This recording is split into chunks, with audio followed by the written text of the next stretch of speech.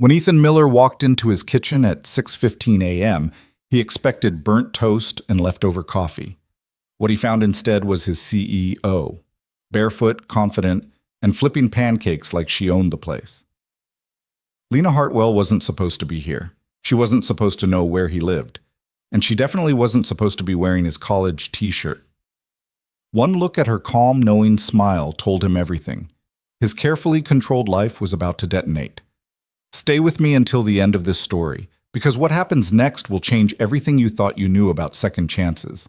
And hey, hit that like button and drop a comment telling me what city you're watching from. I want to see how far this story travels. Ethan Miller's life ran on precision, not the kind born from obsession, but from necessity. Single fathers didn't get the luxury of chaos. They didn't get to sleep in, forget the grocery list, or show up late to parent-teacher conferences. They especially didn't get to fall apart when the alarm clock screamed at 5:45 a.m. on a Thursday morning. So when Ethan's eyes cracked open that morning, his body already knew the drill. Feet hit the floor. Stretch. Bathroom. Check on Lily. Start the coffee, pack her lunch, review the day's meetings, shower, dress, wake Lily at 6:30, breakfast by 6:45, out the door by 7:20. Every morning, the same choreography, the same reliable, predictable dance. Except today, the music stopped. Ethan shuffled down the narrow hallway of their modest two-bedroom apartment, rubbing sleep from his eyes. The morning light was just beginning to soften the darkness, filtering through the cheap blinds in pale gold streaks. He could already smell coffee, which was strange because he hadn't started the pot yet. His brain, still foggy, tried to make sense of it. Did I set the timer last night? No, he never did that. Too risky. He'd tried it once and ended up with a burnt carafe and a smoke detector that woke Lily at 4 a.m. Ethan pushed open the kitchen door and froze. Standing at his stove, barefoot on the cold linoleum floor, was a woman. Not just any woman. Lena Hartwell, CEO of Hartwell Dynamics. The woman whose picture hung in the corporate lobby beside words like visionary and transformative. The woman who, 3 months ago, had walked past Ethan's cubicle without a glance while he frantically pretended to look busy.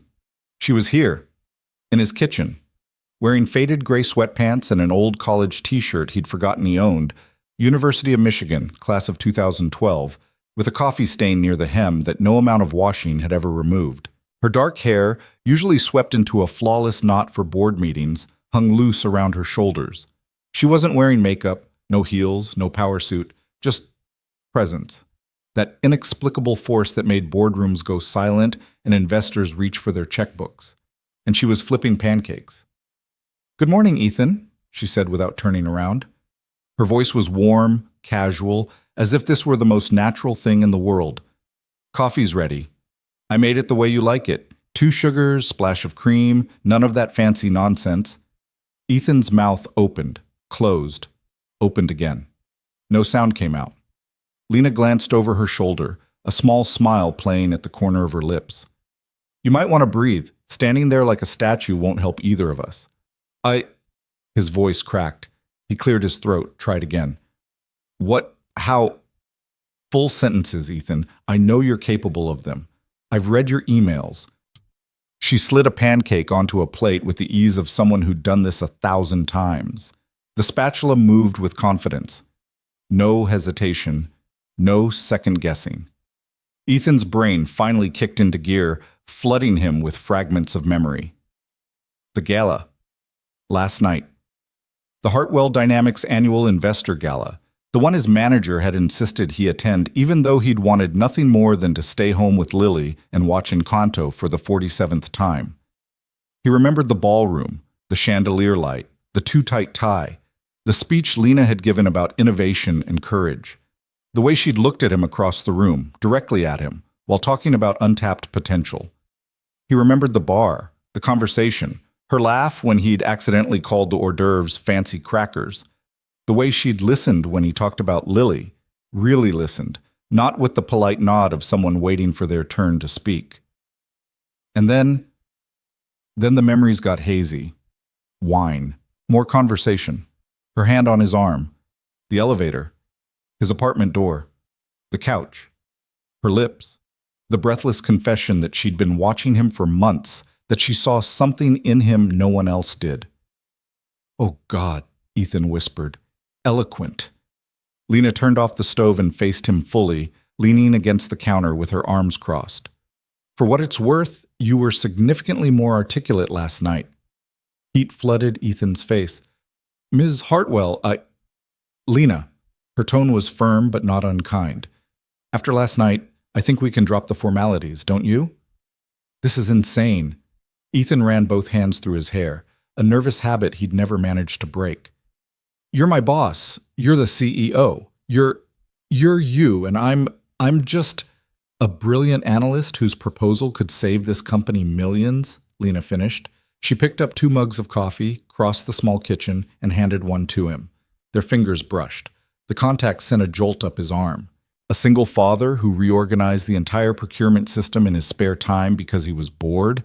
A man who actually reads the footnotes in quarterly reports? Ethan stared at her. "How do you know about the procurement system?" "I'm the CEO, Ethan.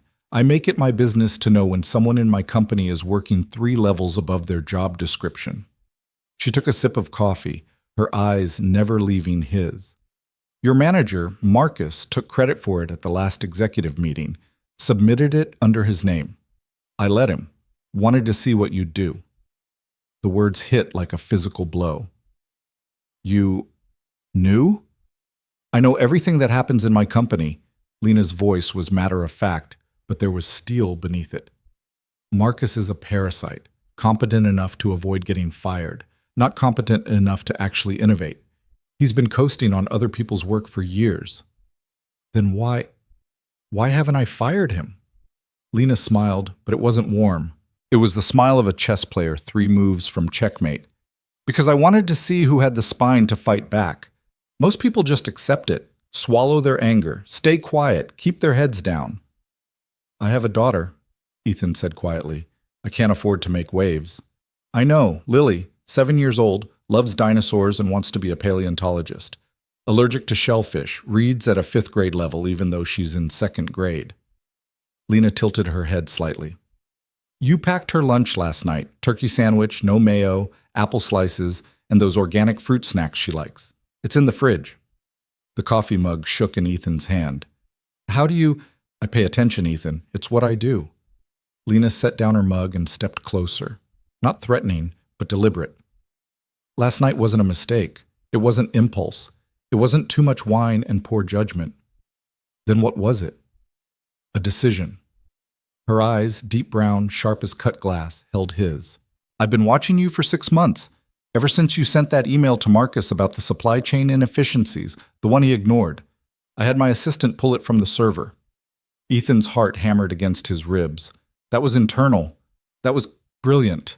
Lena's voice softened.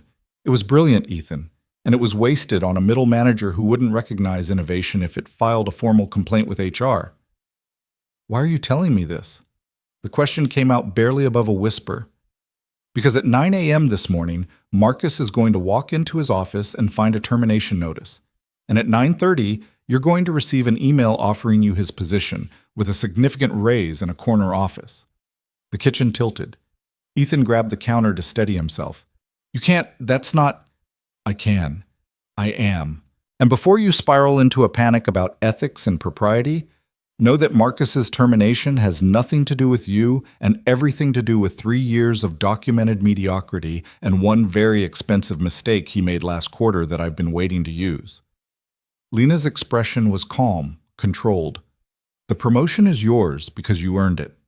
Because your work is exceptional. Because I need people who see problems and fix them instead of waiting for permission." "This is crazy," Ethan breathed. "This whole thing is—" "Unconventional," Lena corrected. "Not crazy. I don't do crazy, Ethan. I do calculated. And last night—" She paused, something flickering in her expression, something almost vulnerable. "Last night was the first time in 5 years I've done something just because I wanted to. Not because it served a strategic purpose. Not because it checked a box. Because I wanted to." The admission hung in the air between them. Ethan's mind raced. Part of him, the cautious, responsible part, that had kept him and Lily afloat for 7 years, was screaming to shut this down, to thank her politely, ask her to leave, pretend this never happened. But another part, a part he'd buried under bills and bedtime stories, and the weight of being enough for a little girl who'd already lost one parent, that part was electrified, alive. "The gala," he said slowly. "When you looked at me during your speech, when you talked about untapped potential, you meant you." Lena nodded. "I meant you. But why?" The question burst out of him, raw and unfiltered.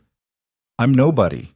I'm a mid-level analyst who shows up, does his job, and goes home to his kid. I'm not special." "You're wrong." The certainty in her voice stopped him cold. "You're wrong, Ethan, and frankly, I'm tired of watching you hide behind that lie." Lena set her mug down with a soft clink. "You think I got where I am by overlooking talent? By missing the people who actually make things work? You wrote a proposal last year, the one about integrating AI into our logistics network. Marcus shelved it, said it was too ambitious, too risky." Ethan remembered. He'd spent 3 months on that proposal, working late after Lily went to bed, modeling scenarios, running projections. Marcus had barely skimmed it before tossing it in a drawer. "I pulled it," Lena continued. "Had my team run the numbers. Your projections were conservative by 15%. If we'd implemented it when you submitted it, we'd have saved $4.2 million by now." The number punched the air from his lungs. "But we didn't," Lena said, her voice hardening slightly. "Because Marcus doesn't take risks. He doesn't innovate. He protects his position by making sure no one under him shines too brightly." She stepped closer until only a foot of space separated them. "I won't let that happen anymore." "This is too much," Ethan whispered. "The promotion, last night, all of this. It's too much, too fast." "Life doesn't wait for you to be ready, Ethan. It just happens." Lena's hand rose, hesitated, then gently touched his arm. The same touch from last night, the one that had made him feel seen for the first time in years. "And right now, something is happening that you need to know about." The shift in her tone triggered every alarm bell in his head. "What?" "Sit down." Lena sit down. Not harsh, but unyielding. Ethan sank into one of the mismatched kitchen chairs. Lena remained standing, her arms crossed, her CEO mask sliding back into place. 3 weeks ago, she began, I received intelligence that Trimark Industries is planning a hostile takeover. They've been quietly buying up shares through shell corporations. By my calculations, they'll make their move in 72 hours. Trimark. Ethan knew the name. Everyone in the industry did. Ruthless, efficient. They didn't acquire companies to improve them. They gutted them, sold off the valuable pieces, and discarded the rest. If they succeed, Lena continued, her voice steady but cold, they'll dismantle R&D first. Then they'll outsource manufacturing. Your department, data analytics, will be liquidated within the first quarter. Everyone in it will be out of a job. The words landed like stones in his stomach. How many people? In your department? 47. Lena's jaw tightened. Company-wide? Over 3,000. 3,000 families. 3,000 people who depended on steady paychecks and health insurance and the promise that if they worked hard, they'd be okay. What are you going to do? Ethan asked. I already did it. Lena's smile was sharp, dangerous.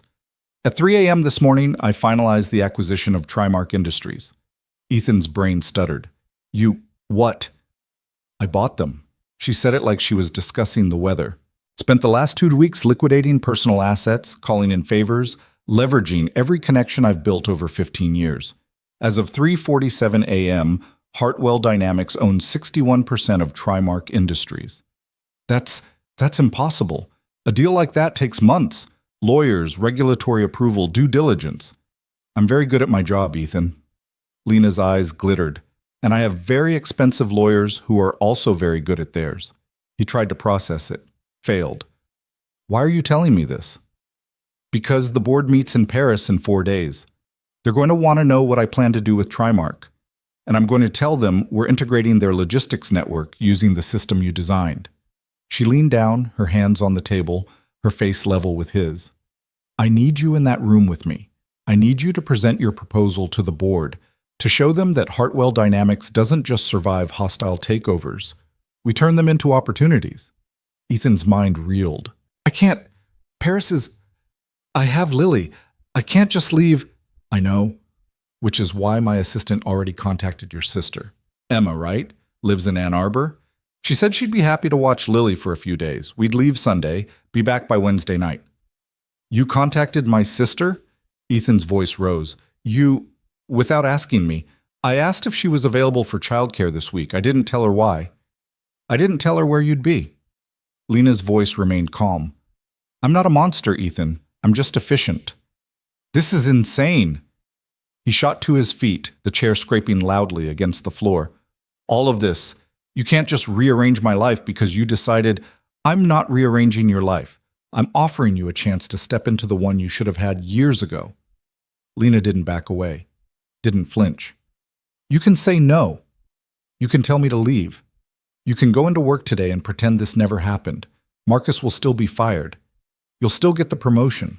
And you'll still spend the next 10 years wondering what would have happened if you'd said yes. Her words hung in the air, sharp and undeniable. Why me? Ethan asked again, softer this time. Of all the people in that company, all the people with MBAs and connections and…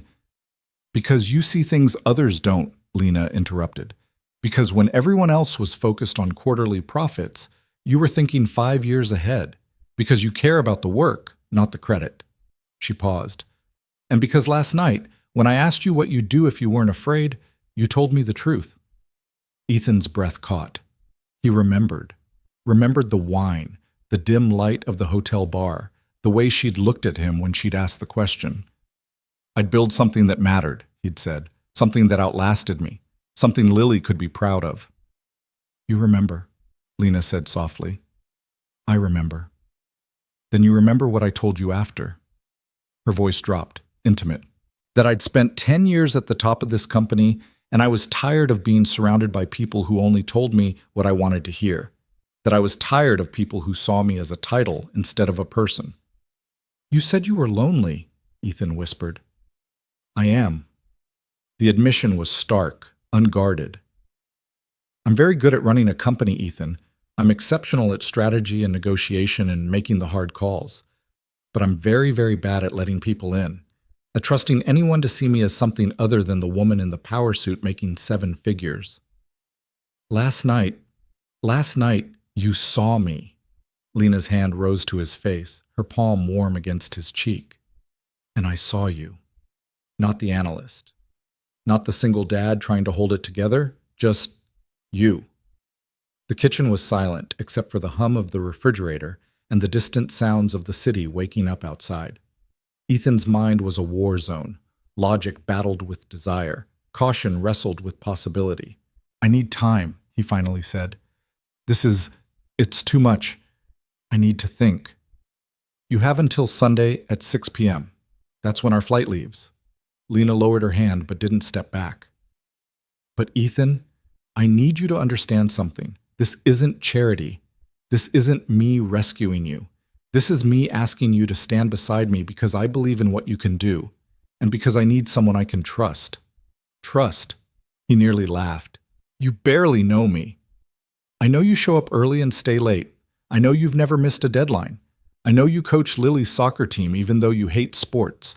I know you read to her every night and you make her breakfast every morning and you haven't taken a vacation in 3 years because you're saving for her college fund. Lena's eyes held his. I know you, Ethan Miller. Maybe better than you think. A sound from the hallway made them both freeze. Small footsteps, the creak of a door. Daddy? Lily's voice, sleepy and confused, drifted into the kitchen. Ethan's heart stopped. Lena stepped smoothly away, creating distance, her expression shifting instantly from intimate to neutral. By the time Lily appeared in the doorway, still in her dinosaur pajamas, her brown hair a tangled mess, clutching her stuffed triceratops, Lena was simply a woman holding a coffee mug. Hey, sweetheart, Ethan said, his voice only slightly strangled. You're up early. Lily rubbed her eyes, then focused on Lena. Her expression cycled through confusion, curiosity, and then because she was 7 and had no filter, blunt assessment. Who are you? She asked. I'm Lena, Lena said, crouching down to Lily's level with surprising ease. I work with your dad. I'm sorry if I woke you. You're in our kitchen, Lily observed. I am. I made pancakes. Would you like one? Lily's eyes narrowed with the suspicion only children can muster. Are you Daddy's girlfriend? Lily! Ethan choked. But Lena just smiled, a real smile, warm and genuine. That's a very direct question. Mommy always said direct questions get honest answers, Lily said matter-of-factly. Something flickered across Lena's face. Understanding. Respect. Your mommy was right. Honest answer? I'm your dad's friend, and I think he's very special. Lily considered this. He is special. He makes really good mac and cheese. I bet he does. And he helps me with my homework even when he's tired. That's because he loves you very much. I know. Lily nodded seriously. Then, apparently satisfied, she padded over to the table and climbed into a chair. Can I have a pancake now? Lena glanced at Ethan, a question in her eyes. He nodded, still too shell-shocked to do much else.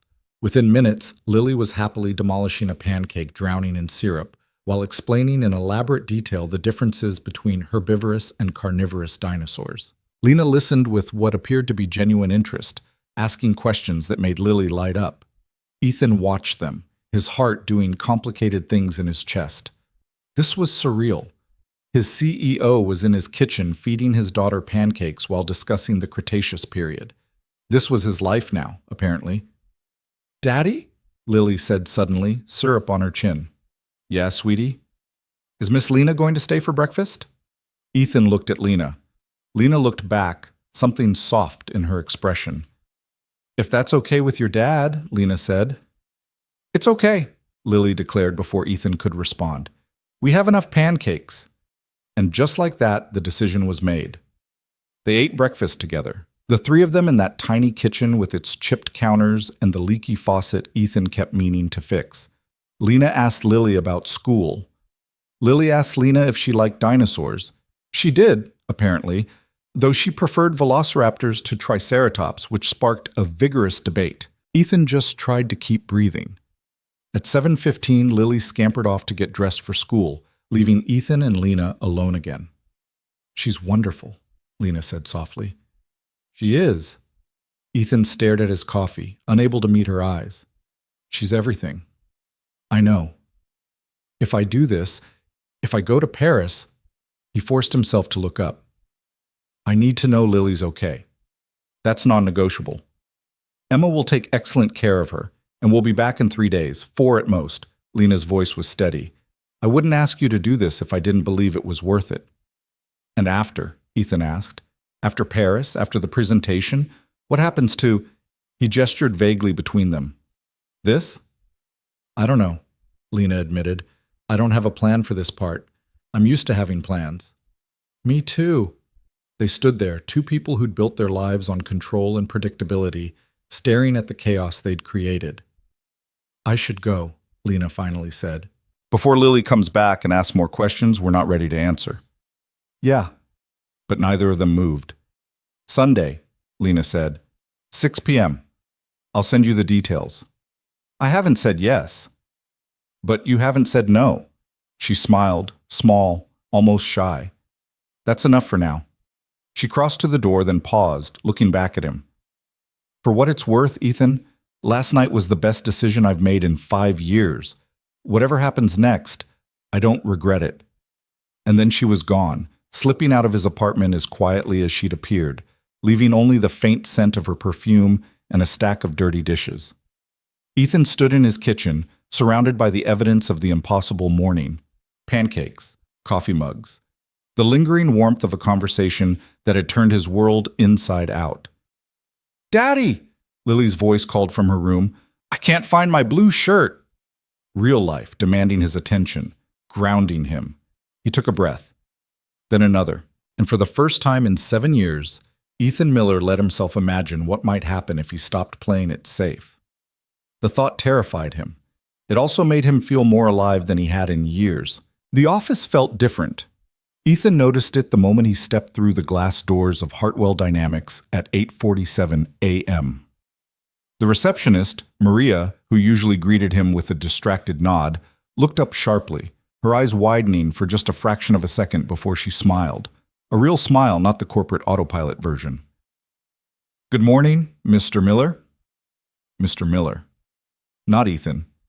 Not a casual "hey" as he swiped his badge. He mumbled something in response and headed for the elevators, his mind still churning through the morning's impossible events.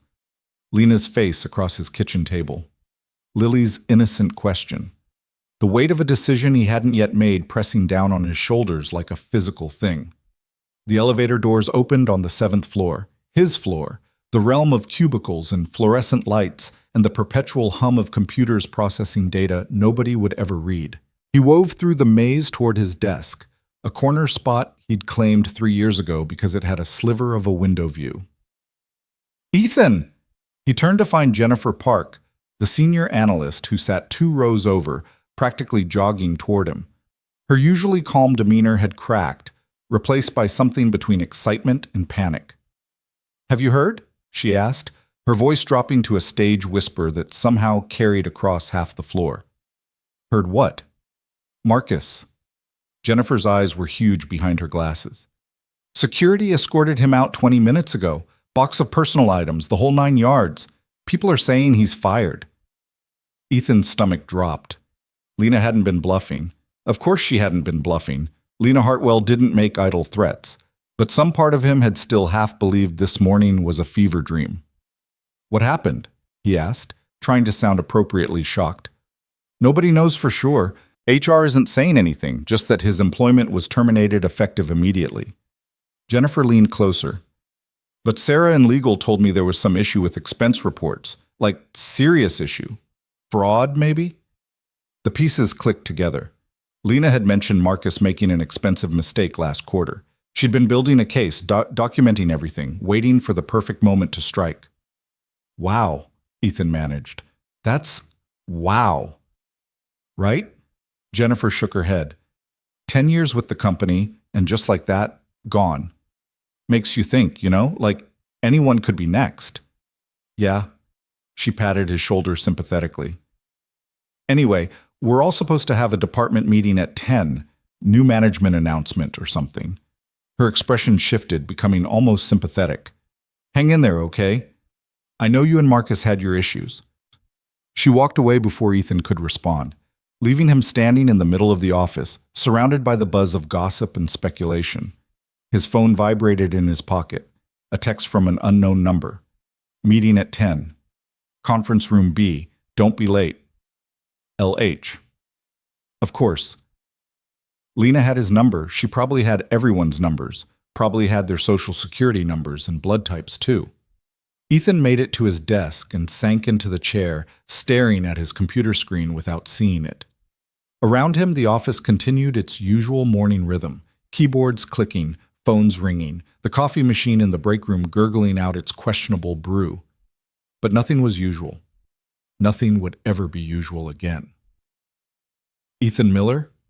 He looked up to find a woman he didn't recognize standing at the edge of his cubicle, mid-30s, immaculate navy suit, carrying a leather portfolio that probably cost more than his monthly rent. "Yes?" "I'm Rachel Chen, Ms. Hartwell's executive assistant." She extended her hand with the kind of confidence that came from working directly for power. "Ms. Hartwell asked me to provide you with these materials for your review before the 10 o'clock meeting."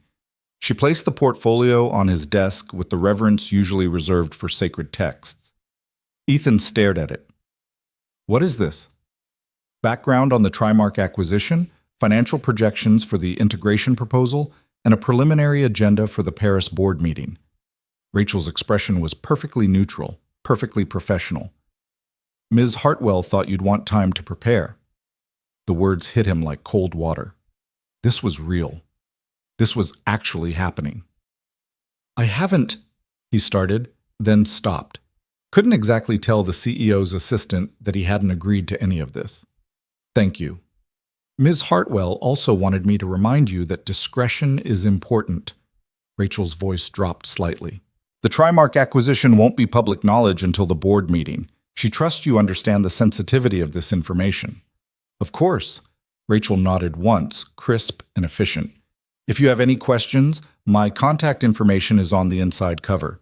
Ms. Hartwell expects your preliminary notes by end of day." She walked away, her heels clicking against the industrial carpet with military precision. Ethan opened the portfolio with trembling hands. The first page was a summary of the Trimark acquisition, the timeline, the financials, the strategy. His eyes caught on the numbers. Lena hadn't been exaggerating. She'd liquidated nearly $200 million in personal assets to make this happen. Stock options, real estate, investment portfolios, all converted to cash in less than 2 weeks. The next section outlined his proposal. His actual proposal, the one Marcus had dismissed, but expanded and refined with additional market analysis and risk assessment. Someone, probably an entire team of analysts, had taken his rough framework and transformed it into something boardroom-ready. At the bottom of that page, a handwritten note in elegant script. "Your idea, your presentation, your moment. Don't waste it. L."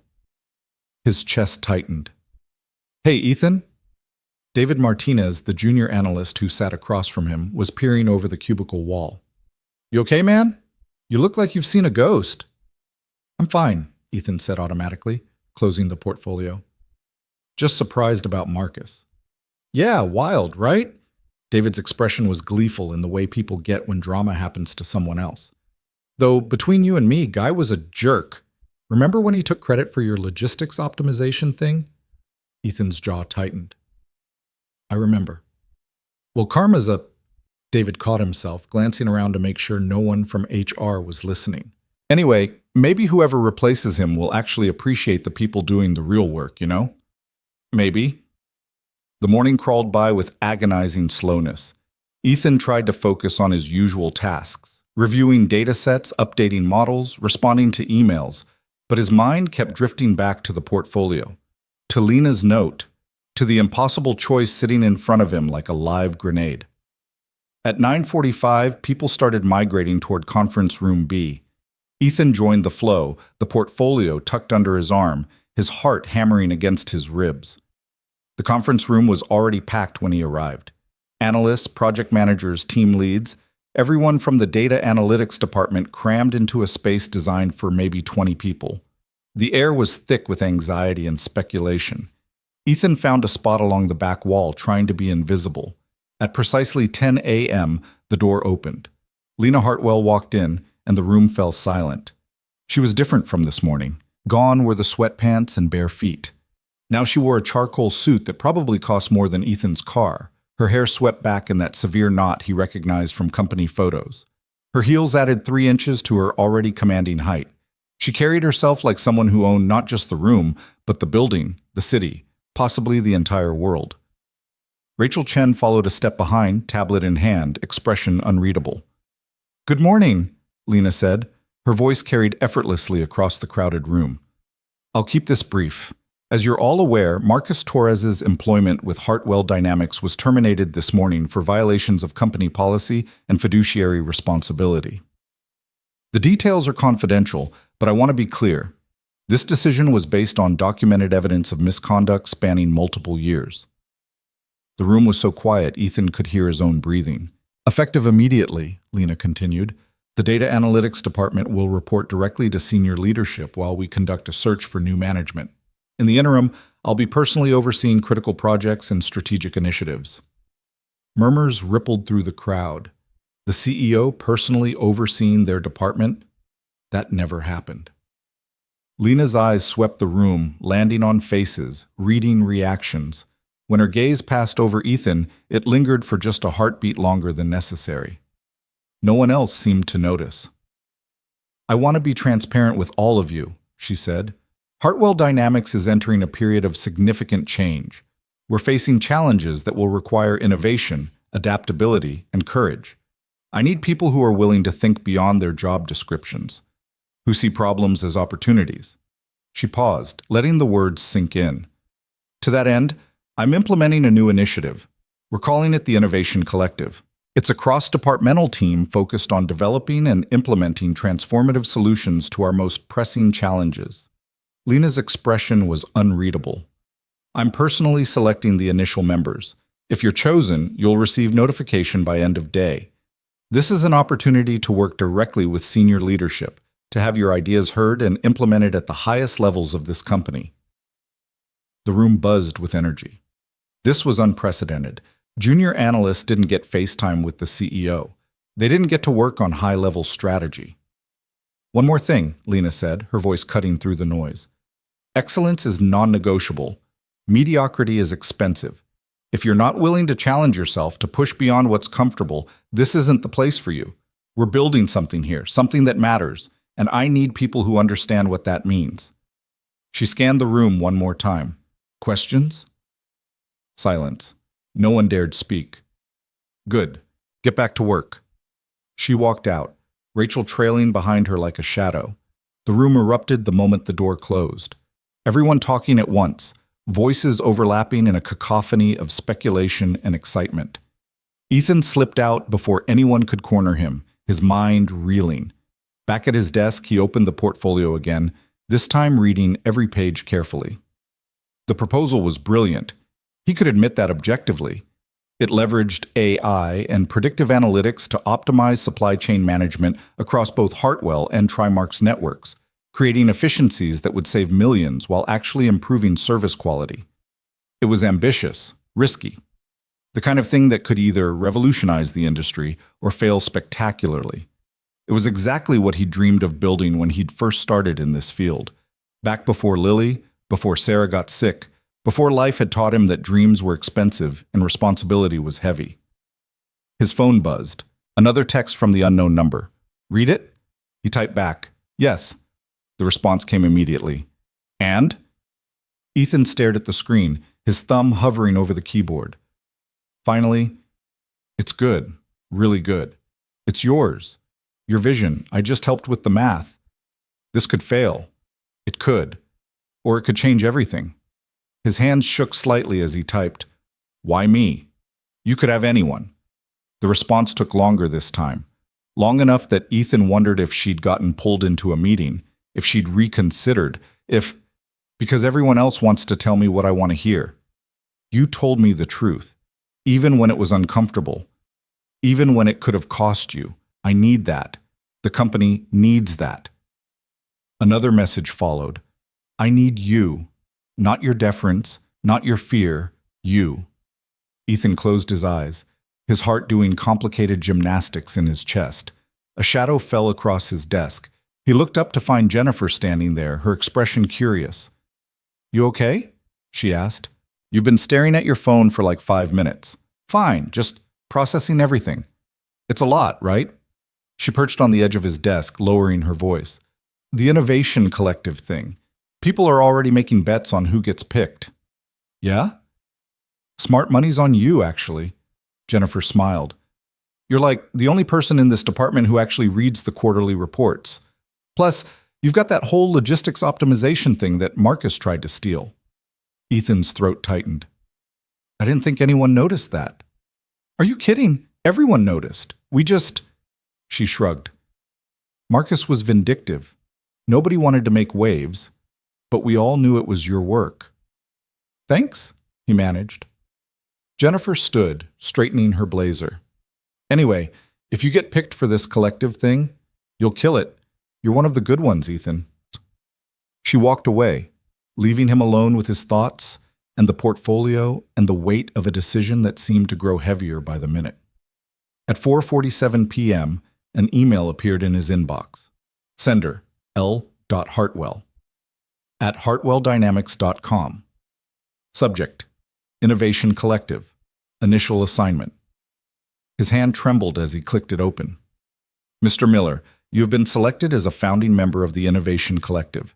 Your first assignment begins immediately.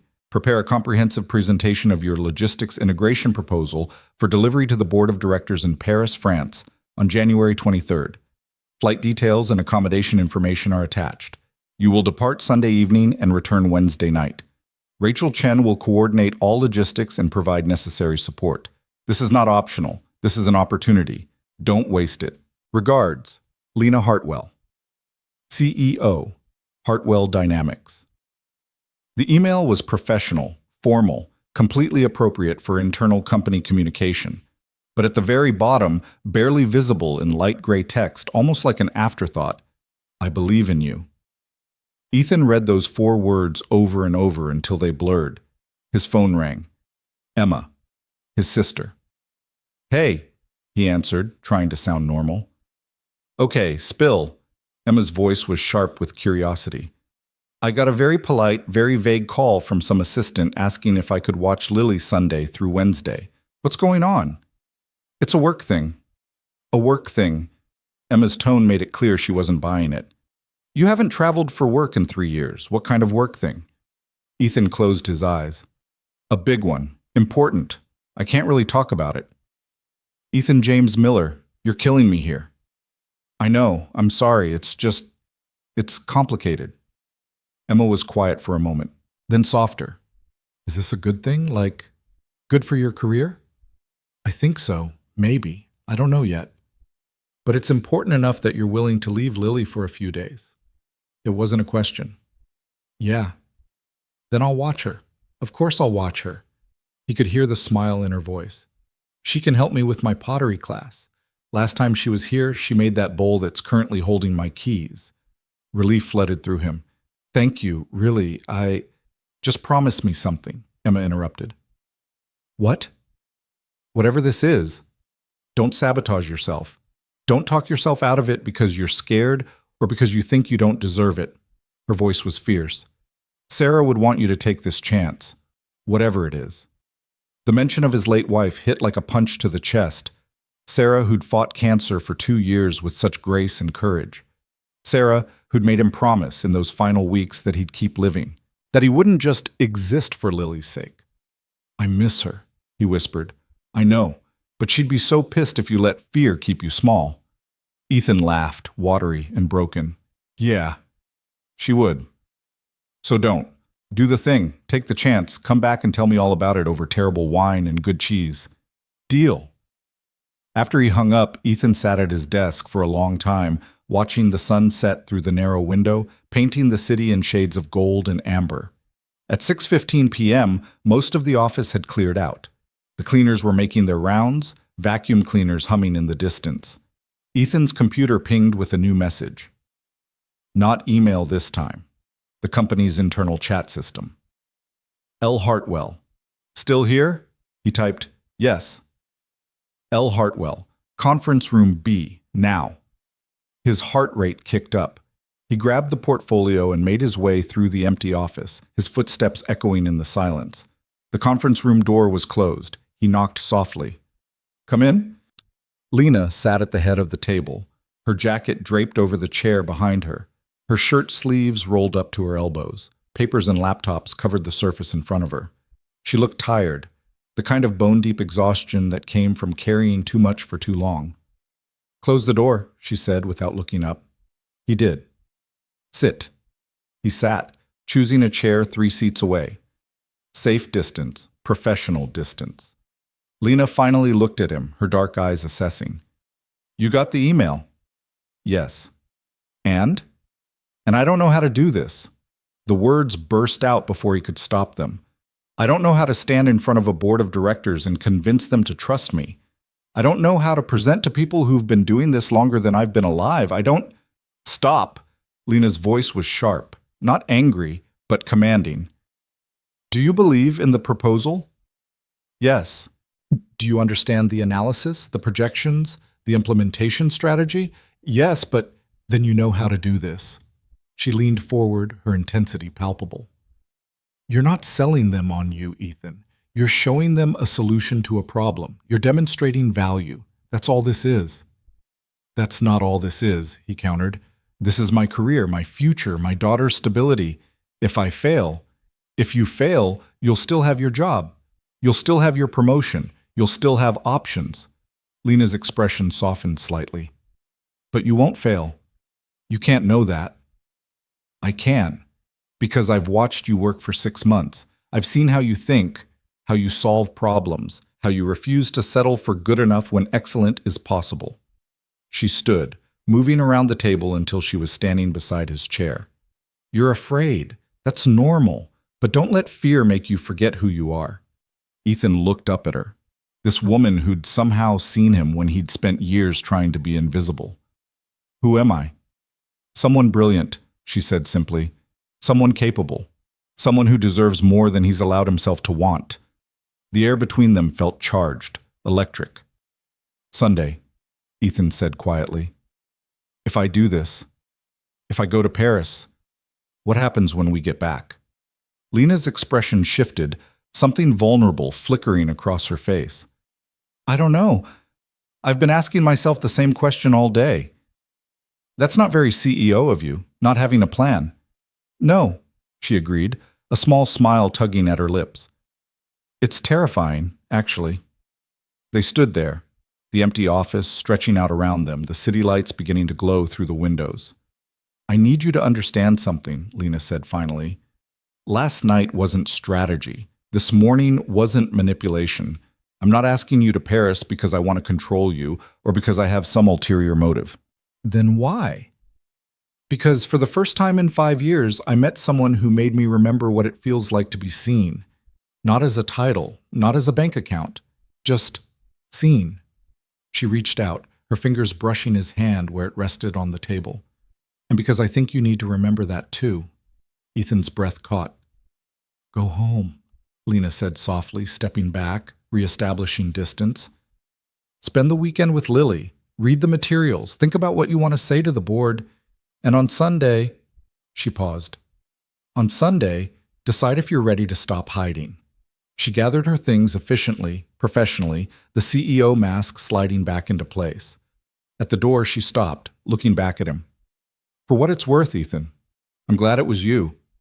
In my kitchen this morning, last night, all of it, I'm glad. Then she was gone. Ethan sat alone in the conference room for a long time, surrounded by the evidence of a life that was changing faster than he could process. Finally, he stood, picked up the portfolio, and walked out into the evening. The city was alive around him as he made his way to the parking garage. People rushing home from work, couples heading to dinner, the eternal rhythm of life moving forward whether you were ready or not. He drove home on autopilot, his mind spinning through scenarios, possibilities, fears. Emma had picked up Lily from aftercare, as planned.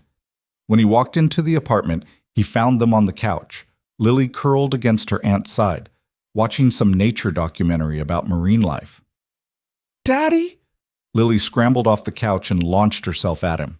He caught her, lifting her up, breathing in the familiar scent of her strawberry shampoo. Hey, dinosaur, you have a good day? We learned about the water cycle, and I got a gold star on my math worksheet. She pulled back to look at him seriously. Aunt Emma says you have to go on a trip. Yeah, just for a few days. You'll stay with her. Some? That okay? Lily nodded, then lowered her voice to a whisper. Is it because of the pancake lady? Ethan nearly dropped her. What? The nice lady this morning. Who knew about my lunch? Lily's expression was far too knowing for a 7-year-old. Is she your special friend? Emma was trying very hard not to laugh from the couch. We work together, Ethan managed. It's a work trip. Okay. Lily seemed satisfied with this answer. Can you bring me a souvenir? Of course. A dinosaur one, not a boring one. I'll do my best. After Emma left and Lily was settled in bed, stories read, stuffed animals arranged just right, nightlight glowing softly, Ethan sat at his small kitchen table with the portfolio spread out in front of him. He read every page again, took notes, outlined his presentation, thought about the questions the board might ask and how he'd answer them. At midnight, his phone buzzed with a text from the unknown number. Still working? Can't sleep.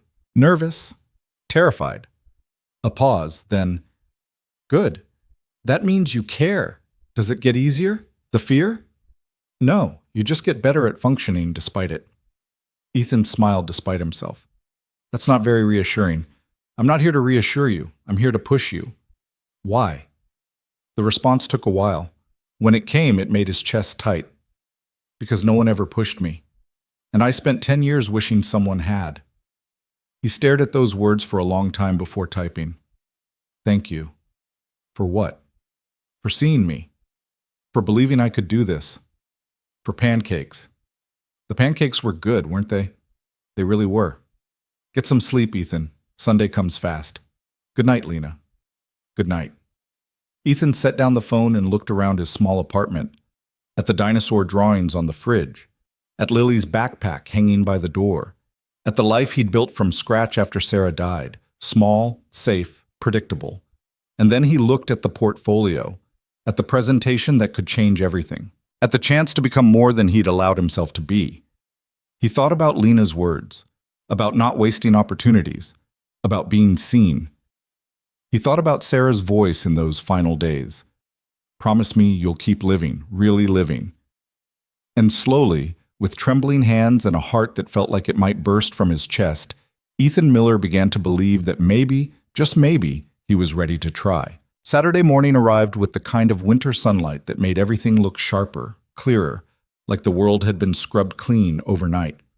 Ethan woke before his alarm, his mind already racing through presentation slides and board member questions and the 1,000 ways this could all go spectacularly wrong. But first, pancakes. Because Lily had asked for them at bedtime, mentioning casually that Miss Lena's had been really good, and wouldn't it be nice if Daddy could make them too? So he stood at the stove, spatula in hand, trying to recreate whatever magic Lena had worked in this same spot 2 days ago.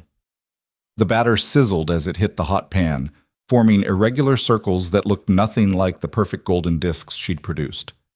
"Those look funny," Lily observed from her perch at the table, still in her dinosaur pajamas. "They'll taste fine," Ethan said, though he wasn't entirely sure that was true. Miss Lena's were prettier. Miss Lena probably has more practice. Lily swung her legs, considering this. "Is she really your work friend?" Ethan's hand tightened on the spatula. "Yeah, sweetheart. Why?" "Because you look different when you talk about her, like how Aunt Emma looks when she talks about that guy from her pottery class. 7 years old and already too perceptive for his own good." Ethan flipped the pancake, buying himself a few seconds. "How do I look?" "Happy, but also scared. Like when we went on that big roller coaster at the fair and you said it would be fun, but you held my hand really tight the whole time." The pancake was burning.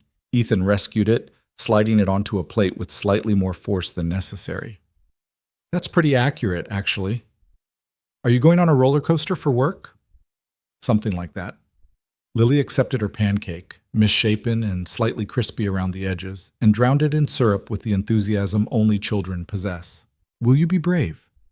The question hit harder than it should have.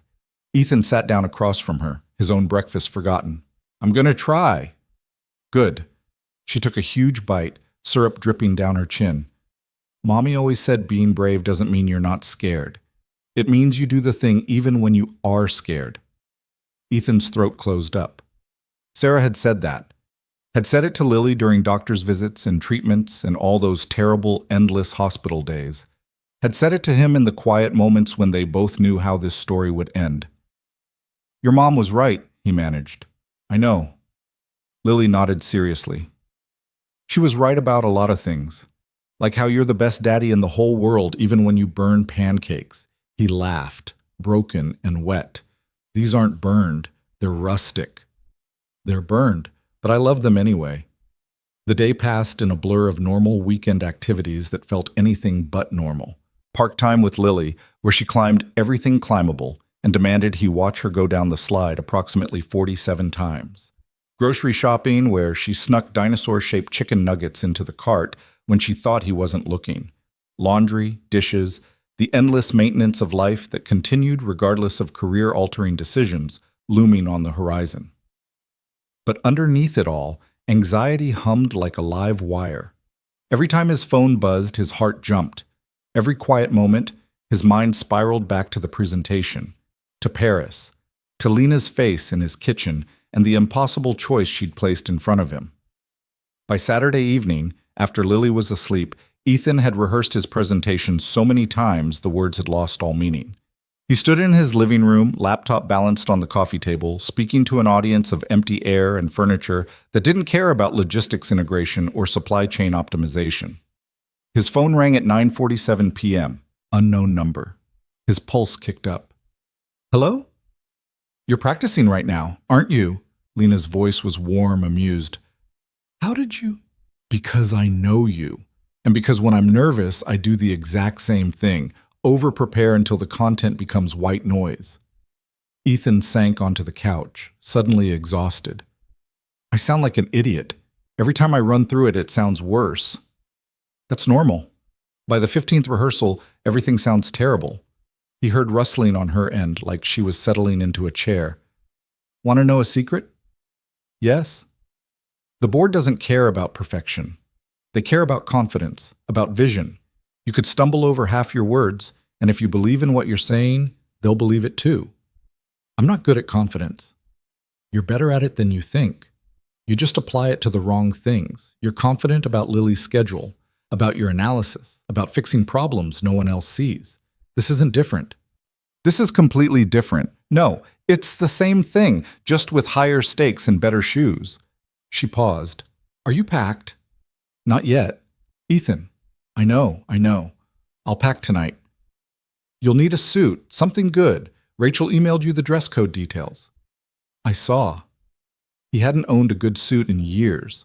The one from Sarah's funeral was 2 sizes too big now and made him look like a kid playing dress-up in his father's clothes. I'll figure it out. There's a package being delivered to your apartment tomorrow morning at 8. Don't argue, don't refuse it, just accept it. Lena, it's not charity. It's an investment. You're representing my company to the board. You need to look the part. Her voice softened. Let me do this. Please. The please got him. Lena Hartwell didn't say please often, he suspected. Okay, he said quietly. Good. Now stop rehearsing and get some sleep. You're going to be brilliant tomorrow, but only if your brain isn't fried from exhaustion. Are you sleeping? No, but I'm the CEO. Insomnia is basically a job requirement. That's not healthy. Neither is stress rehearsing at 10 o'clock at night, and yet here we both are. She laughed softly. We're quite a pair, aren't we? Is that what we are? A pair?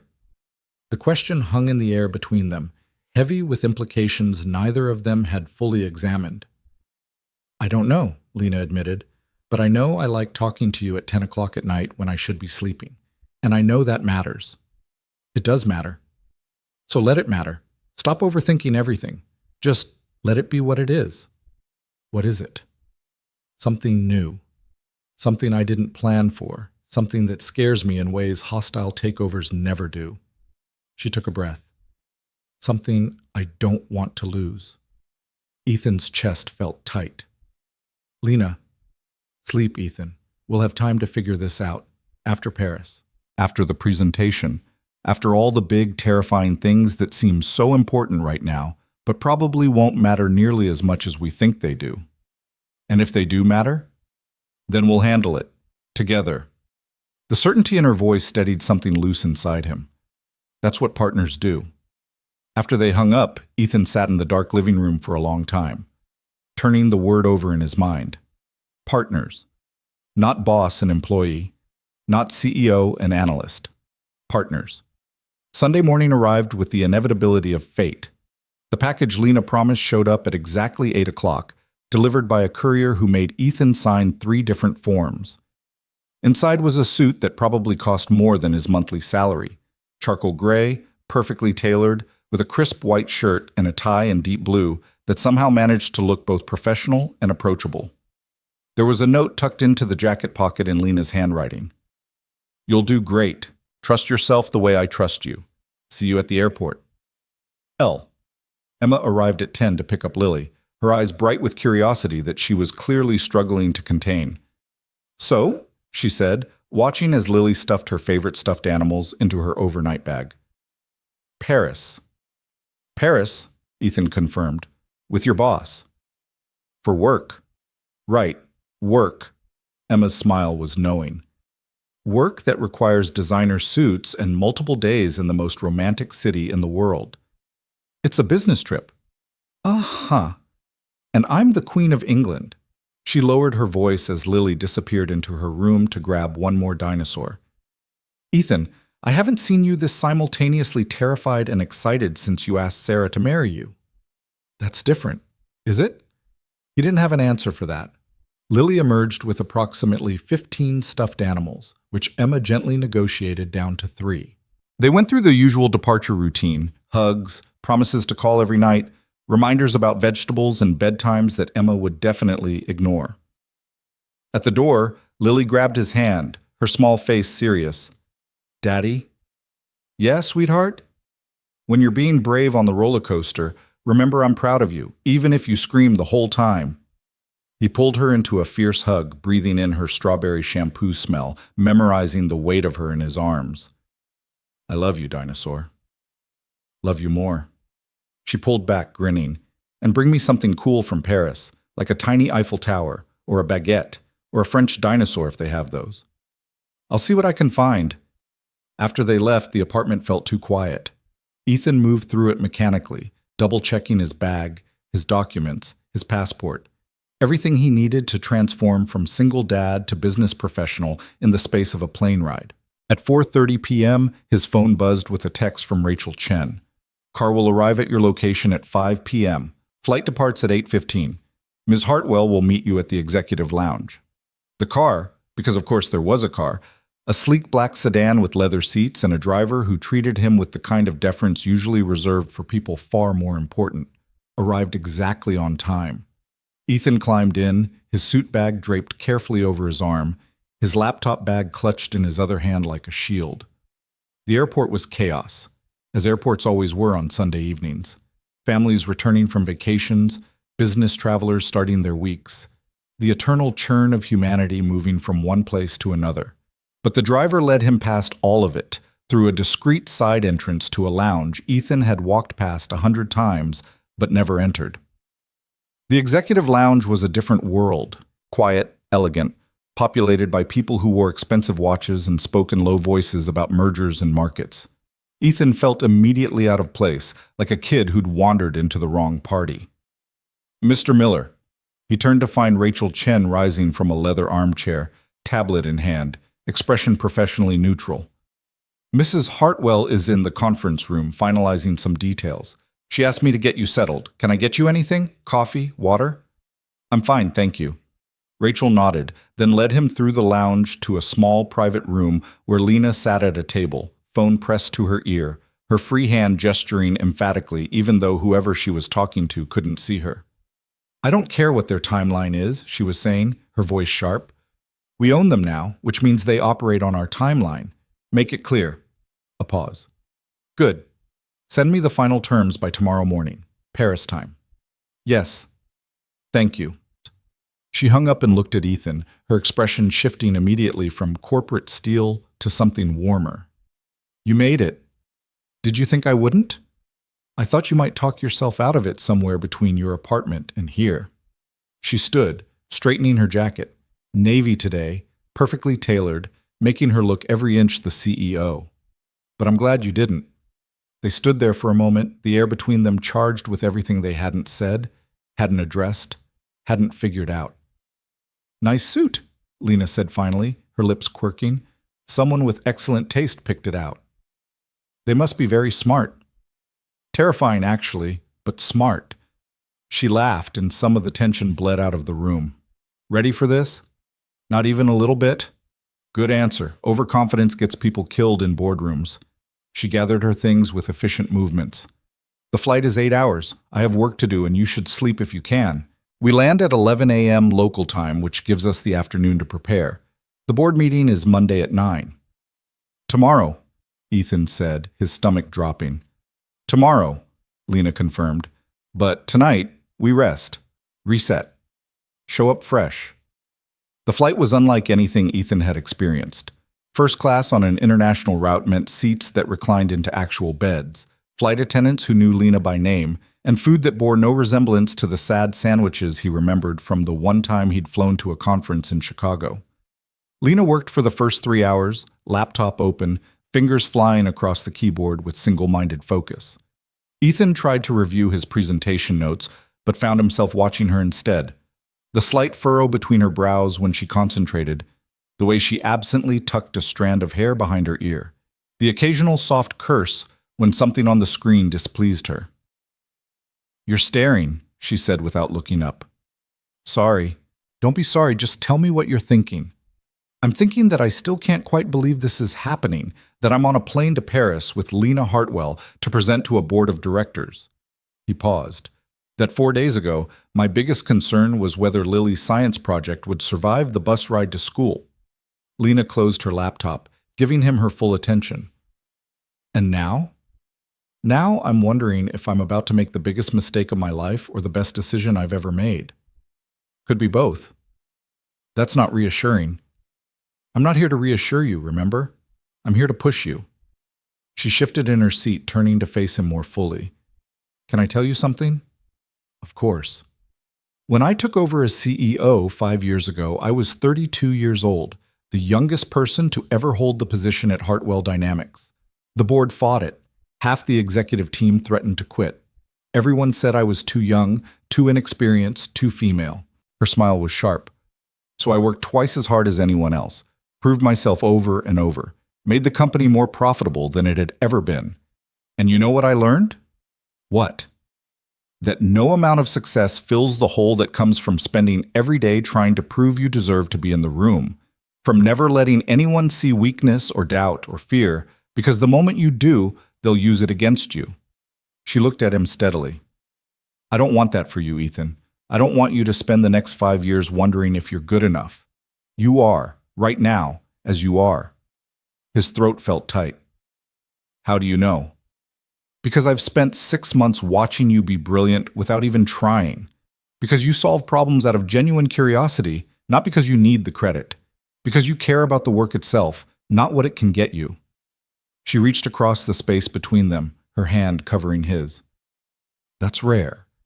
Especially at our level. People get cynical, calculative. They forget why they started doing this in the first place. Why did you start? Ethan asked quietly. Lena was silent for a long moment, her thumb tracing absent circles on the back of his hand. My father built Hartwell Dynamics from nothing, died of a heart attack in his office when I was 25, left it to his business partner who ran it into the ground within 3 years. By the time I was old enough, experienced enough to fight for it, the company was hemorrhaging money and talent. Her voice was steady, but something flickered in her eyes. I took it back because it was his legacy, because I owed him that. But somewhere along the way, it became about more than that. It became about proving that I could build something that mattered, that lasted. You did that. The company is successful, profitable, stable. Lena nodded. But success is hollow when you're the only one who sees it.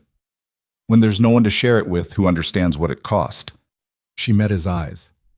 Until Thursday morning, when I walked into your kitchen and you looked at me like I was just a person. Not a CEO, not a billionaire. Just someone who burned pancakes and wore old t-shirts and maybe needed to be seen as much as you did. The cabin around them was quiet except for the constant hum of the engines and the occasional murmur of other passengers. Most of the lights had been dimmed for the overnight flight. I don't know how to do this, Ethan admitted. How to be the person who goes to Paris and presents to boards and wears suits that cost more than my rent. That's not who I am. It's exactly who you are. You just haven't let yourself be that person because you've been too busy surviving. Lena's fingers tightened around his. But Ethan, you're not just surviving anymore. Lily's healthy. Your job is secure. You have room now, room to become more than just dad and employee, room to be extraordinary. What if I fail? Then you fail, and we figure out what comes next, together. She smiled, soft and genuine. But you won't fail, because I won't let you. Somewhere over the Atlantic, Ethan finally slept, Lena's hand still in his, her quiet breathing a rhythm that steadied his racing heart. He dreamed of boardrooms and pancakes, and a little girl with dinosaur pajamas telling him to be brave. Paris greeted them with gray skies and a cold that bit through expensive wool coats. The car from the airport wound through streets that looked exactly like the postcards. Cobblestones and ornate buildings and cafes with outdoor seating where people somehow managed to look elegant while drinking coffee in near-freezing temperatures. The hotel was in the 6th arrondissement, all old-world charm and modern luxury seamlessly blended. Rachel had already checked them in, had their bags sent to their rooms, had arranged every detail with the kind of precision that made Ethan wonder if she ever slept. "You're on the 4th floor," she told Ethan, handing him a key card. "Ms. Hartwell is in the suite on 6. The presentation room is reserved for 4 o'clock this afternoon for a final run-through. Dinner is at 7 with 2 of the board members who arrived early. Casual, just conversation. Nothing you need to prepare for." Ethan's head spun. "Okay." "You'll be fine," Rachel said, and something in her expression softened slightly. "Ms. Hartwell doesn't back losing horses. If she believes in you, there's a reason."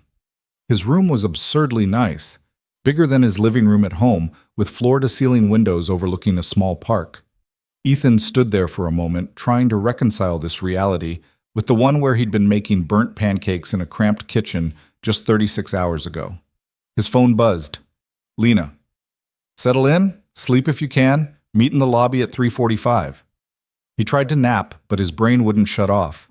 Instead, he unpacked, reviewed his notes for the 100th time, and video called Lily, who was having the time of her life helping Emma throw pottery, which apparently meant getting clay everywhere. At 3:45 exactly, he met Lena in the lobby. She changed into something more casual, black pants and a soft gray sweater that made her look approachable instead of intimidating. "How's your room?" she asked as they walked toward the hotel's conference facilities. "Possibly nicer than my entire apartment." "Good. You should get used to nice things, Ethan. You've earned them." The presentation room was set up like a miniature boardroom. Sleek table, high-backed chairs, state-of-the-art video conferencing equipment. Ethan's stomach clenched. "Run through it," Lena said, settling into a chair at the head of the table. "Full presentation, pretend I'm the board." His hands shook as he connected his laptop to the display. The first slide appeared, clean, professional, the Hartwell Dynamics logo prominent in the corner. He started to speak and immediately stumbled over his opening line. "Stop," Lena said. He froze. "Look at me, not the screen.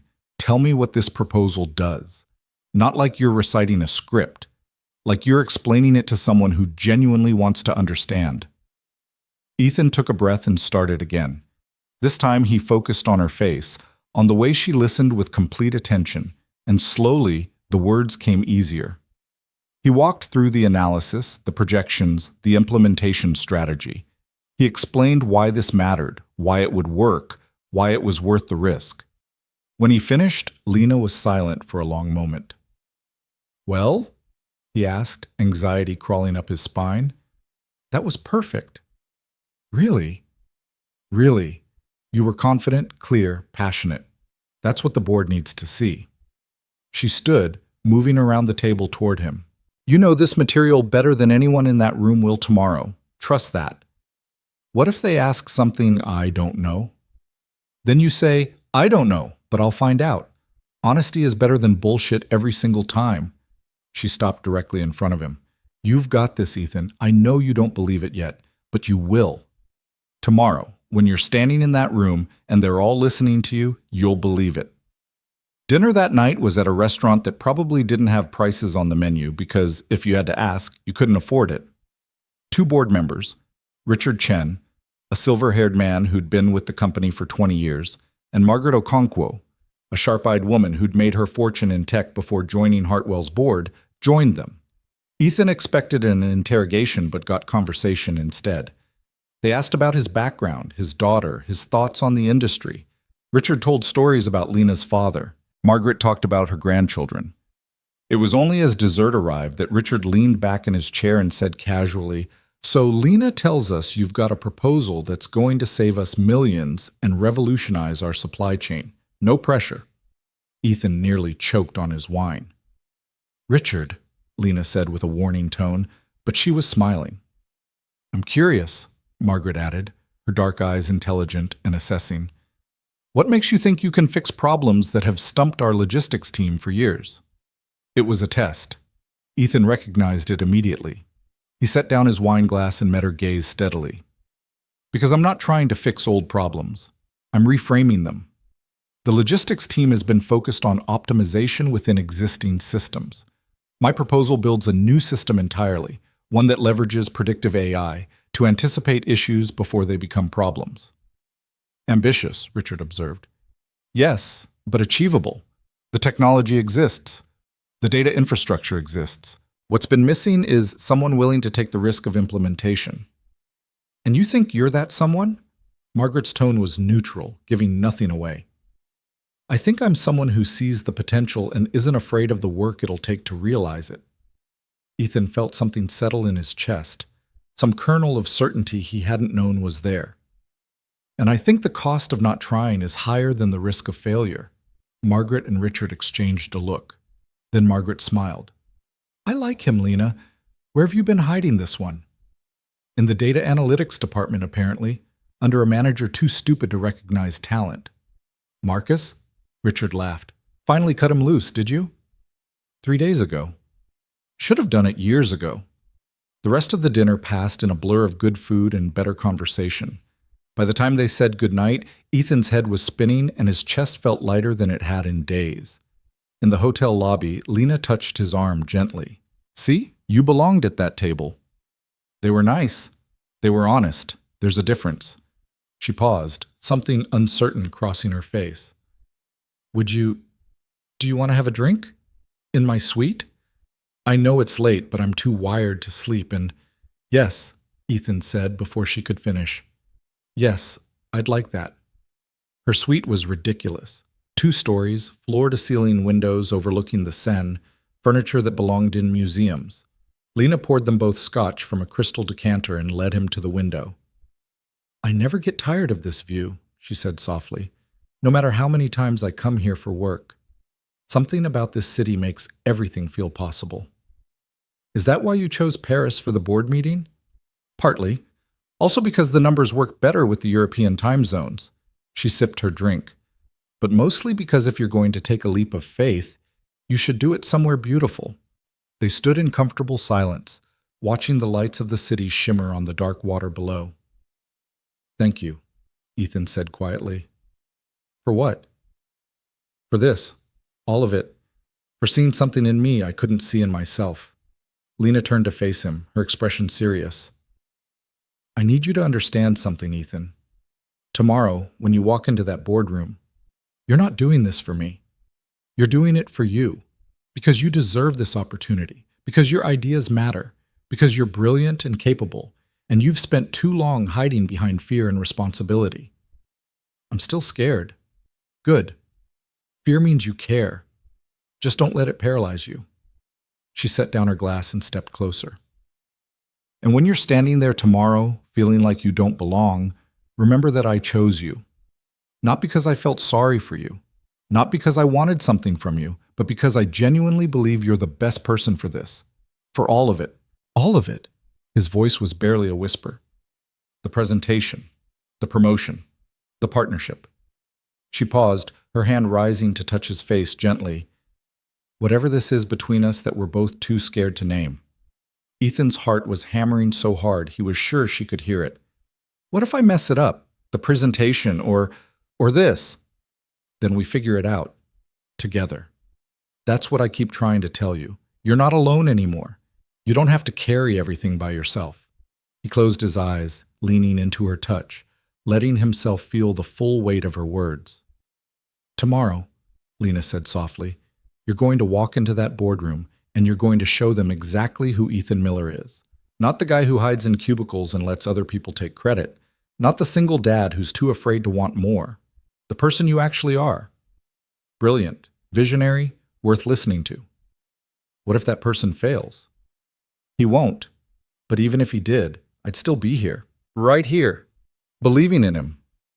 Ethan opened his eyes and found her watching him with an expression so tender it made his chest ache. I don't know how this ends, he admitted. Neither do I. But I know how tomorrow starts. With you standing in front of the most powerful board in our industry and showing them what you can do. She smiled. And with me sitting in that room, watching you shine, feeling grateful I was smart enough to flip pancakes in your kitchen and change both our lives. Tomorrow. The word hung between them, heavy with promise and terror and possibility. They stood there by the window, Paris glowing below them, the future rushing toward them like a wave they could either ride or let drown them. Ethan thought about Lily's words, about being brave even when you're scared, He thought about Sarah's final request, about really living. And he thought about this woman in front of him, this impossible, brilliant, terrifying woman who'd somehow seen him when he'd been invisible to everyone else. "Okay," he said quietly. "Okay? Okay. Tomorrow. The presentation. All of it. I'm ready." Lena's smile was radiant. "Yes, you are." She was right. He was. Monday morning came with a clarity that felt almost cruel. Ethan woke at 5:30 a.m., his body still confused by the time difference, his mind already racing through every possible scenario the day could bring. He ordered coffee from room service and stood at the window watching Paris wake up, delivery trucks rumbling over cobblestones, cafe owners setting up outdoor tables, the city stretching and yawning into consciousness. His phone buzzed with a text from Emma. "Lily wanted me to tell you she believes in you. Also, she made you a good luck card, but we can't figure out how to send it through the phone. She drew a T-Rex eating a baguette. It's very avant-garde." The image made him smile, despite the anxiety coiling in his stomach. He typed back, "Tell her I love it, and I love her, and that I'm being brave even though I'm scared. That's all anyone can ask. Go show them what you're made of." At 7 a.m., Rachel appeared at his door with a garment bag. "Ms. Hartwell thought you might want your suit pressed professionally. Also, she wanted me to give you this." She handed him a small box. Inside was a pair of cufflinks, simple, elegant, silver, with small blue stones that caught the light. The note read, "These were my father's. He wore them to every important meeting. They didn't make him braver, but they reminded him that he'd earned his place in the room. You've earned yours too." L. Ethan's hands trembled as he fastened them to his shirt cuffs an hour later. The suit fit perfectly. The shirt was crisp. The tie was knotted with only 3 attempts this time. He looked at himself in the mirror and barely recognized the man staring back. Polished, professional, someone who belonged in boardrooms and corner offices. He looked like someone Lena Hartwell would believe in. The thought steadied him. At 8:15, he met Lena and Rachel in the lobby.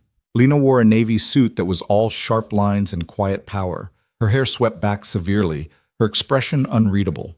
But when she saw him, something softened in her eyes. "You look perfect," she said quietly. "I feel like I'm wearing a costume." "You're not. You're just finally dressed for the role you were always meant to play." She adjusted his tie with quick, efficient fingers, even though it didn't need adjusting. The gesture was intimate, familiar, and several people in the lobby noticed. She didn't seem to care. Remember, they're just people. Powerful people, yes, but people. They have doubts and fears and insecurities just like everyone else. The only difference is they've learned to hide them better. That's not as comforting as you think it is. I'm not trying to comfort you. I'm trying to level the playing field. The car ride to the building where the board met, a restored 19th century structure that now housed Hartwell Dynamics' European headquarters, took 12 minutes that felt like 12 hours. Lena worked on her tablet, her fingers flying across the screen, occasionally muttering things under her breath that sounded like curses in 3 different languages. Rachel sat beside her, firing off emails and confirmations with machine-like efficiency. Ethan just tried to breathe. The building was exactly what he expected, all marble and dark wood and the kind of quiet that came from serious money and serious decisions. Security waved them through with respectful nods. An elevator carried them to the top floor in hushed, expensive silence. The boardroom was massive. A table that could seat 20 dominated the center, surrounded by leather chairs that probably cost more than Ethan's car. Floor-to-ceiling windows overlooked the Paris skyline. Original artwork hung on the walls, pieces Ethan vaguely recognized from college art history courses he'd barely passed. Board members were already arriving. Richard and Margaret greeted Lena warmly, nodded at Ethan with what might have been encouragement. Others filtered in, men and women in expensive suits carrying expensive leather portfolios, their faces showing various degrees of interest, skepticism, and outright boredom. "That's James Wexler," Lena murmured, her lips barely moving as she nodded toward a man in his 60s with steel gray hair and a perpetual frown. "Former CEO of 3 Fortune 500 companies. He'll ask the hardest questions, and he'll do it to make you squirm. Don't let him see you sweat." The woman beside him? Patricia Valdez. venture capitalist. Made her first billion before she was 40. She's actually on your side already. I showed her your proposal last week and she called it inspired. You showed her my proposal. I told you. I don't back losing horses. Lena's hand brushed his, subtle enough that anyone watching would miss it. You've got this. At exactly 9 a.m., Lena called the meeting to order. Good morning, she said, her voice carrying effortlessly across the room. All conversation stopped immediately. Thank you all for being here. I know several of you traveled considerable distances on short notice, and I appreciate your flexibility. She moved to stand at the head of the table, and Ethan watched the transformation complete itself. This wasn't the woman who'd flipped pancakes in his kitchen or held his hand on an airplane. This was Lena Hartwell, CEO, commanding the room with the same ease other people used to breathe. As you're all aware, she continued, 3 weeks ago we became aware of a hostile takeover attempt by Trimark Industries. Rather than engage in a prolonged defensive battle, I chose a different approach. She paused, letting the tension build. As of last Monday at 3:47 a.m. Eastern Time, Hartwell Dynamics owns controlling interest in Trimark Industries. The room erupted. Voices overlapping, some shocked, some impressed, James Wexler looking like he'd been struck in the face. You bought them? Patricia Valdez was smiling. You actually bought them? I did. The paperwork is being finalized as we speak, but the acquisition is complete. Lena's expression remained neutral. Which brings us to the purpose of today's meeting. We now own a company with significant infrastructure overlap and operational inefficiency. We have two choices: dismantle them for parts or integrate them in a way that makes both companies stronger. Integration on that scale would cost millions, James said, his voice sharp. The logistics alone would be complex, yes, which is why I've brought someone who's developed a solution. Lena gestured to Ethan. This is Ethan Miller, senior analyst from our data analytics division. He's going to present a proposal that will not only make integration feasible, but profitable. Every eye in the room turned to Ethan. His mouth went dry. His heart hammered against his ribs so hard he was certain everyone could see it. Then he caught Lena's eye. She nodded, barely perceptible. You've got this. Ethan stood, his legs steadier than he expected. He moved to the front of the room, connected his laptop to the display with hands that only shook slightly. Good morning, he began, and his voice came out clear, strong. My name is Ethan Miller, and for the past 4 years I've been studying inefficiencies in our supply chain management. What I'm about to show you is the result of that research, and a blueprint for how we can turn the Trimark acquisition into the most significant competitive advantage in our industry. The first slide appeared, clean, professional, his, and then he started to talk. He walked them through the problem first: the overlapping distribution networks, the redundant inventory systems, the communication gaps that cost both companies millions annually. He showed them the data, the patterns he'd identified, the opportunities everyone else had missed. Then he showed them the solution: an AI-driven predictive logistics system that would integrate both companies' networks into a single, adaptive framework. Real-time inventory tracking, automated demand forecasting, dynamic routing that could respond to disruptions before they became crises. He explained the technology in terms they could understand without condescending. He walked through implementation phases with realistic timelines. He addressed potential risks honestly and outlined mitigation strategies that showed he'd thought 3 moves ahead. And somewhere in the middle of slide 17, something shifted. Ethan stopped reading from his notes, stopped thinking about the board members as judges evaluating him, started talking to them the way he'd talked to colleagues who genuinely wanted to solve a problem. He told them about the time a supplier delay had cascaded through 3 departments because no one had real-time visibility into the downstream effects, about the hours he'd spent building models that predicted these failures before they happened, about the potential he saw not just for cost savings, but for fundamental transformation of how the company operated.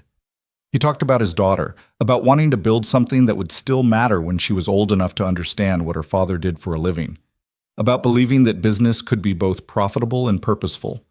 And when he finished, when the last slide faded and he stood there in front of 14 of the most powerful people in their industry, The room was completely silent. For 3 seconds, that felt like 3 years. Then Patricia Valdez started clapping. Richard joined her, then Margaret.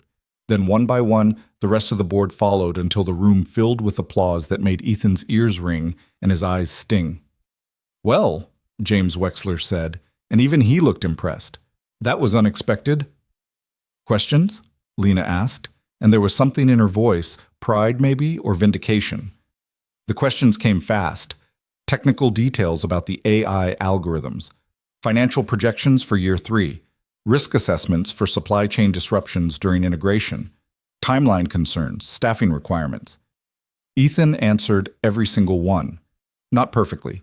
There were a few "I'll need to verify those specific numbers" moments, but honestly, thoughtfully, showing he'd done the work and wasn't just selling them a fantasy.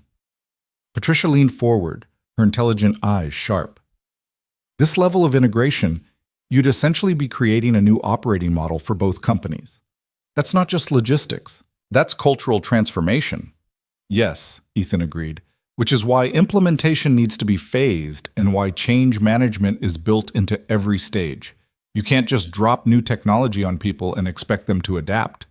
You have to bring them along, show them why it matters, give them ownership of the process." "You've thought about this extensively." "I've lived in the trenches of these systems for 4 years. I know what works and what doesn't. I know where people will resist and why. This proposal isn't theoretical. It's practical, built from real experience with real constraints." James cleared his throat. "Miss Hartwell, you said Miller is a senior analyst. What's his educational background?" Ethan's stomach dropped. Here it was. The moment they'd realized he didn't have an MBA from Wharton or Stanford, that he'd gotten his bachelor's from a state school while working night shifts to pay for it. But Lena's voice was steady. "Mr. Miller has a BS in industrial engineering from the University of Michigan. He's also completed advanced coursework in data analytics and supply chain optimization. More importantly, he's been solving problems for this company for 4 years that our entire management team missed." "No MBA?" "No, just results, which I'll take over a fancy degree any day." James made a non-committal sound, but Patricia was smiling. The questions continued for another 40 minutes. By the time they finished, Ethan's shirt was damp with sweat under his jacket and his throat was dry from talking. "I think we've heard enough for now," Lena said finally. "Mr. Miller, thank you for your presentation. If you could wait outside while the board deliberates." Ethan nodded, gathering his laptop with hands that had started shaking again now that the adrenaline was fading. He walked to the door on legs that felt like rubber. In the hallway, he collapsed into a chair, his head falling into his hands. He'd done it. He'd actually done it. Stood in front of those people and presented his work and answered their questions and not completely fallen apart. Rachel appeared with a bottle of water. "You were excellent in there." I felt like I was going to throw up the entire time. "Couldn't tell. You sounded confident and knowledgeable and exactly like someone the board should listen to." She checked her phone. "They'll probably deliberate for 30 to 45 minutes. Can I get you anything? Coffee? Something to eat?" "I'm fine. Thank you." She nodded and disappeared into an office down the hall, leaving Ethan alone with his thoughts and the muffled sound of voices from behind the boardroom door. 27 minutes later, he'd counted every one, the door opened and Margaret stepped out. "They want you back in," she said, her expression unreadable. Ethan's heart stopped. "Already?" "Already."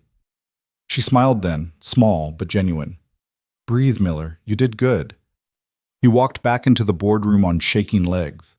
14 faces looked at him, and he couldn't read a single one. Lena sat at the head of the table, her expression professionally neutral, but her eyes met his for just a moment, and something in them steadied him. "Mr. Miller," James Wexler said, and his voice was gruff but not hostile. "The board has reviewed your proposal and discussed implementation feasibility at length." "Yes, sir." "We have some concerns. The timeline is aggressive. The cost is significant. The cultural change required is substantial." Ethan's heart sank. This was it. They were going to pass. Going to say thanks, but no thanks, and send him back to his cubicle with a nice story about that time he almost mattered. "However," James continued, and Ethan's breath caught, We also recognize that this proposal represents exactly the kind of innovative thinking this company needs. The integration of Trimark's infrastructure using your system could indeed provide significant competitive advantage. Patricia picked up where James left off. We're approving a pilot program, 6 months. You'll have a team, a budget, and direct oversight from senior leadership. If the pilot shows the results you're projecting, we'll greenlight full implementation. Ethan's vision swam. Thank you. I won't let you down. See that you don't, James said, but there was something almost like approval in his expression. You'll report directly to Ms. Hartwell for the duration of the pilot. She'll have final authority on scope and resources. Richard stood, extending his hand. Welcome to the big leagues, Miller. Try not to let it give you a heart attack. The board members began gathering their things, conversations starting up about lunch plans and flight times. Several of them stopped to shake Ethan's hand, to offer quiet words of encouragement or advice. Patricia pulled him aside briefly. I've been on this board for 7 years. That was one of the best presentations I've seen. Don't let anyone tell you otherwise. And don't let them grind you down with bureaucracy. You've got vision. Hold on to it. Thank you, he managed, his throat tight. When the room finally cleared, it was just Ethan and Lena and Rachel, who was efficiently packing up equipment. I'll give you two a moment, Rachel said with uncharacteristic warmth, and slipped out the door. Silence fell. Ethan looked at Lena, and all the words he wanted to say tangled up in his throat. She crossed the room in 3 strides and pulled him into a hug so fierce it knocked the breath from his lungs. You are magnificent, she whispered against his shoulder. You were absolutely magnificent. He held her, breathing in her perfume, feeling the reality of what had just happened finally start to sink in. I couldn't have done it without you, he said. Yes, you could have. You just needed someone to give you the chance. She pulled back enough to look at him, her eyes bright. This is your moment, Ethan, your achievement. Don't diminish it. They approved it. They actually approved it. Of course they did, because it's brilliant, because you're brilliant. She smiled, radiant and genuine. And now we get to build it together. The word together settled into his chest, warm and solid. What happens now? He asked. Now we have lunch. Then we spend the afternoon working out preliminary team assignments and budget allocations. Tomorrow we fly home. And Wednesday you start building the thing you've been dreaming about for 4 years. Just like that? Just like that. She touched his face gently. Welcome to your new life, Ethan Miller. They had lunch at a cafe near the Seine, just the two of them, Rachel having tactfully excused herself to handle logistics. They sat outside despite the cold, bundled in coats, eating French onion soup and crusty bread that tasted like it had been blessed by culinary deities. How do you feel? Lena asked, watching him over the rim of her wine glass. Terrified, exhilarated, like I might wake up and this will all be a dream. It's not a dream, it's just what happens when you stop hiding and let yourself be seen. Is that what you did when you took over as CEO? Eventually. Took me a few years to figure out that pretending to be invincible was exhausting and ultimately unsustainable. She set down her glass, her expression thoughtful. My father used to say that real power isn't about never showing weakness. It's about being strong enough to be vulnerable when it matters. Did he show weakness? Rarely. He was old school, thought emotions were liabilities in business. But at the end, when he knew he was dying, he told me something I've never forgotten. Her voice softened. He said the biggest regret of his life was building an empire, but forgetting to build a life. That all the success meant nothing because he'd sacrificed everything personal to achieve it. That's why you're so careful about work-life balance, Ethan said quietly. That's why I've been a workaholic for 5 years and haven't had a real relationship since I took over. Lena's smile was self-deprecating. I told myself I was honoring his legacy by making the company successful, but really, I was just terrified of ending up like him. Dying alone in an office, surrounded by quarterly reports instead of people who mattered. You're not alone now. No, I'm not. She reached across the table, her hand covering his. And that's terrifying in a completely different way. They sat in comfortable silence, watching people walk by, lovers holding hands, business people hurrying to meetings, tourists taking selfies with the Seine in the background. I talked to Lily this morning, Ethan said. She made me a good luck card. Drew a T-Rex eating a baguette. Lena laughed, bright and genuine. That's amazing. Can I see it? Emma couldn't figure out how to send it through the phone. Technology is not her forte. We'll get it when we're home. I want to see this T-Rex. She squeezed his hand. She's special, Ethan. You've done an incredible job with her. I've done my best. Some days that feels like enough. Other days, he shrugged. Other days I wonder if she'd be better off with two parents, with someone who isn't constantly juggling work and childcare and trying not to fall apart. She has exactly what she needs, a father who shows up, who loves her unconditionally, who works himself to exhaustion to give her a good life. Lena's voice was fierce. Don't ever doubt that you're enough for her. My wife used to say the same thing in those last few months when she knew she wouldn't be there to help raise Lily. The words came easier than he expected. She made me promise that I wouldn't let guilt or fear make me small, that I'd keep reaching for things even if they scared me. She sounds like she was remarkable. She was. Smart, funny, braver than I ever managed to be. She would have liked you, I think. Yeah? Yeah. She had a thing about people who said what they meant and meant what they said. No tolerance for bullshit. You would have gotten along. Lena smiled, but there was something bittersweet in it. I wish I could have met her. She would have approved of this, of you pushing me, of the presentation, of all of it. Ethan looked at their joined hands. She always said I was capable of more than I let myself believe. Guess she was right. She was absolutely right. They finished lunch and spent the afternoon in a hotel conference room working through preliminary plans.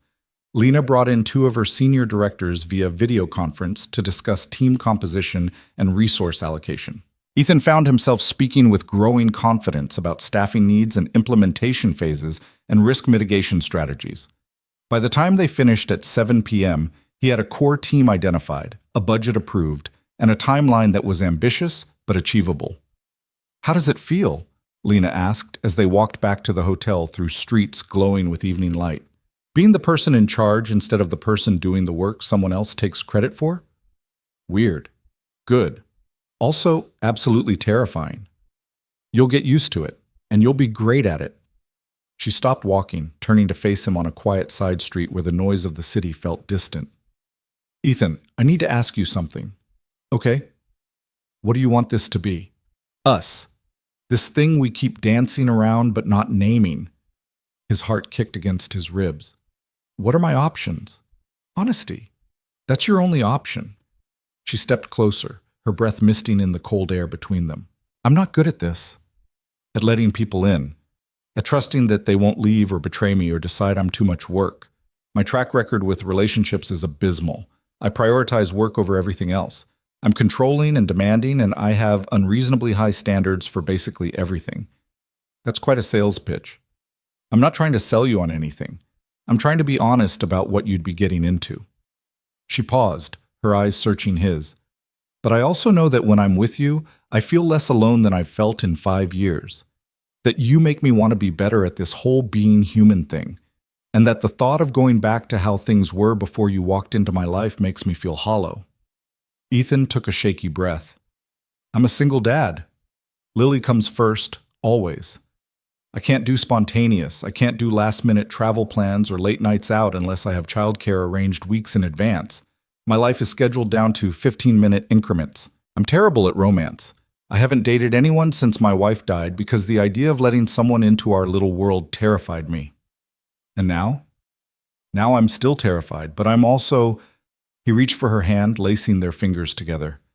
I'm also tired of being so careful all the time. Of protecting myself and Lily from anything that might hurt us. Of choosing safe over happy. I don't want to hurt you, or Lily. I don't think you will, not intentionally. But if we do this, really do this, we have to figure out how to make it work. How to balance your company and my daughter, and whatever this is between us. We'll figure it out, Lena said, with the same certainty she'd used in the boardroom. Together, one day at a time. No perfect plan. Just trying. I can do trying. Yeah? Yeah. He smiled, feeling lighter than he had in years. I'm apparently pretty good at terrifying new beginnings. She laughed and kissed him, right there on a Paris side street with the Eiffel Tower glowing gold in the distance and the evening settling soft around them. When they finally pulled apart, Lena rested her forehead against his. So we're doing this? Actually doing this? We're doing this. Good. Because I already told Rachel to clear my schedule Wednesday night for dinner with you and Lily. Figured we should probably make this official. Introduce the pancake lady properly. Ethan's chest felt too full. She's going to interrogate you mercilessly. I'm a CEO. I've faced hostile boardrooms and corporate raiders. I think I can handle a 7-year-old. You clearly don't know Lily. Then I'll learn. That's what people do when they care about someone. They learn the people who matter to them.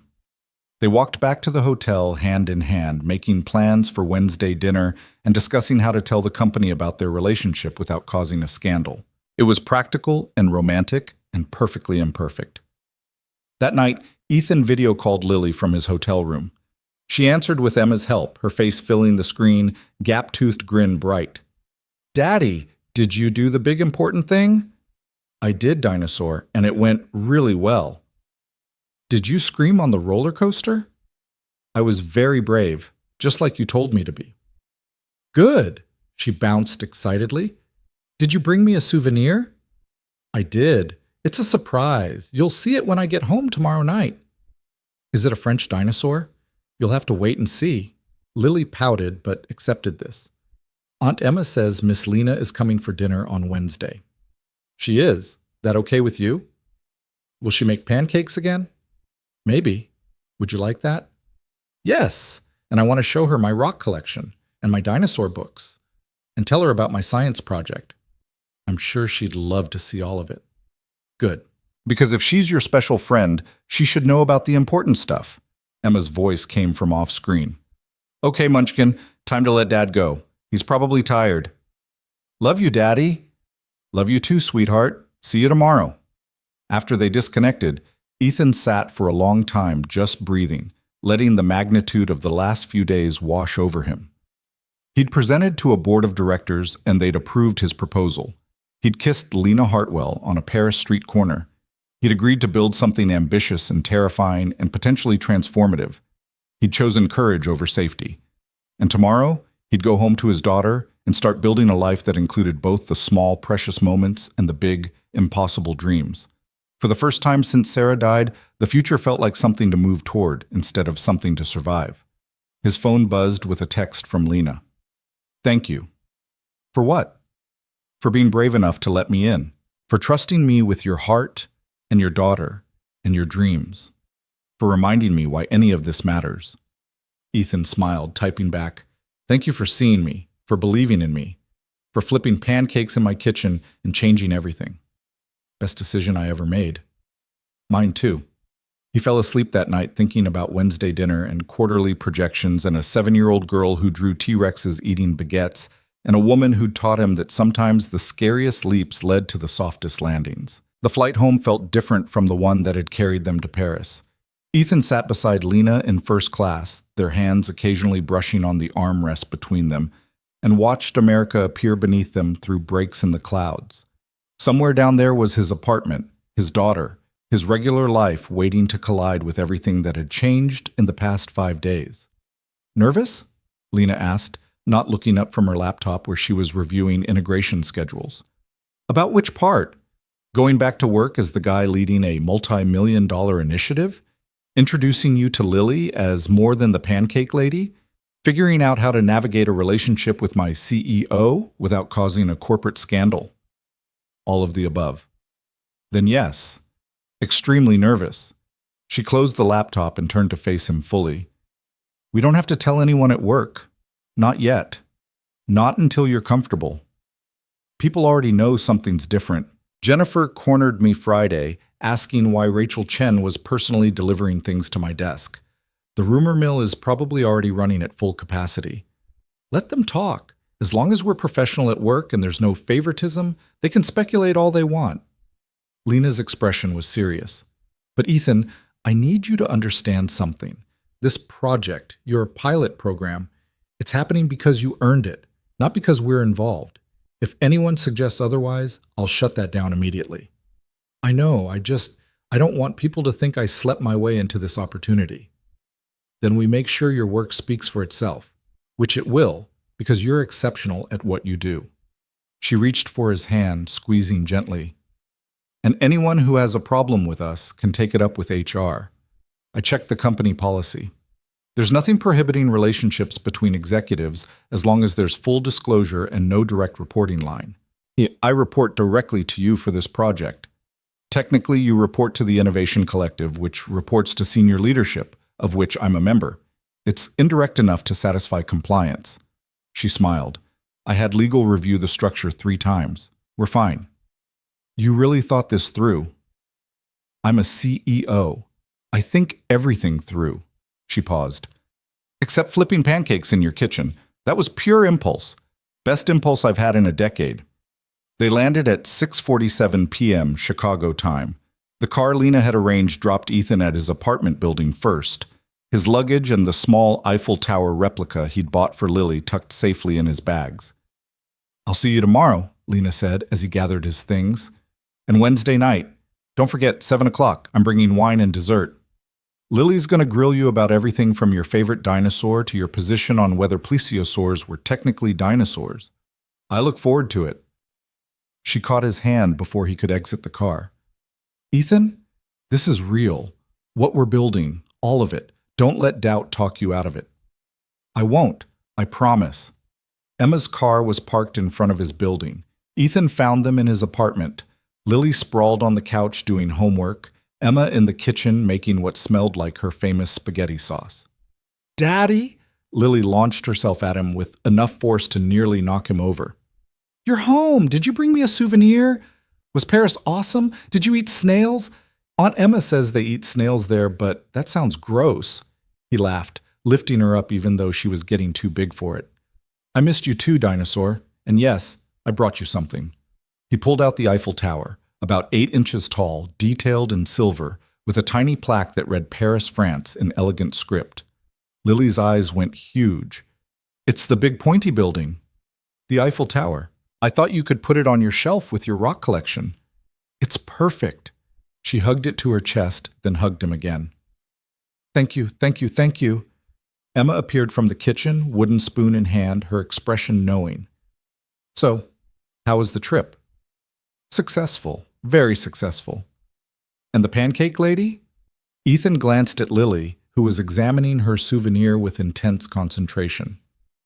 She's coming to dinner Wednesday night. Officially this time. Emma's smile was radiant. Good. About damn time you let someone in. Language, he said automatically. Lily, cover your ears for a second. Emma waited until Lily obligingly clapped her hands over her ears, still holding the Eiffel Tower. I'm proud of you. For taking the chance. For not letting fear keep you small. Sarah would be proud too. The words hit him square in the chest. Thanks, Em. Now go shower. You smell like airplane. Dinner's in 20 minutes. That night, after Emma left and Lily was tucked into bed with her new Eiffel Tower on her nightstand, Ethan stood in his kitchen, the same kitchen where all of this had started, and let himself feel the full weight of everything that had changed. A week ago, his biggest concern had been whether his proposal would ever see daylight. Now he was leading a pilot program that could transform the company.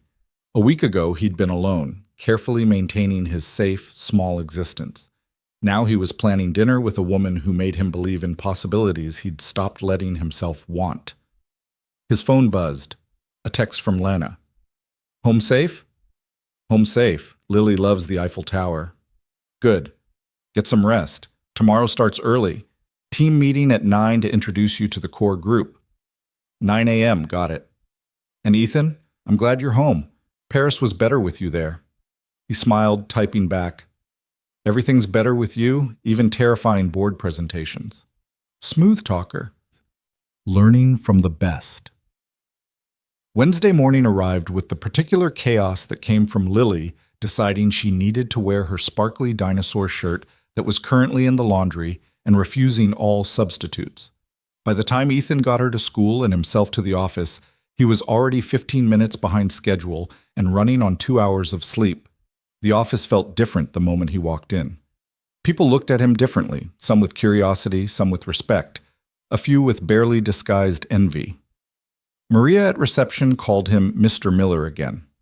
Jennifer intercepted him at the elevator with congratulations and questions about the Innovation Collective that he deflected as diplomatically as possible. Rachel was waiting at his desk, which wasn't his desk anymore. His old cubicle sat empty, his belongings already moved. Ms. Hartwell had your things transferred to your new office, Rachel said, gesturing toward the row of glass-walled offices that lined the far side of the floor. Corner office, as promised. I took the liberty of setting up your computer and organizing your files. If the arrangement doesn't work for you, I can adjust. Ethan stared at the office. At the real desk, the actual window with a view of more than a sliver of sky, the door that closed. This is really happening, he said quietly. This is really happening. Team meeting in conference room A in 30 minutes. I've prepared briefing packets for each member. Rachel's expression softened slightly.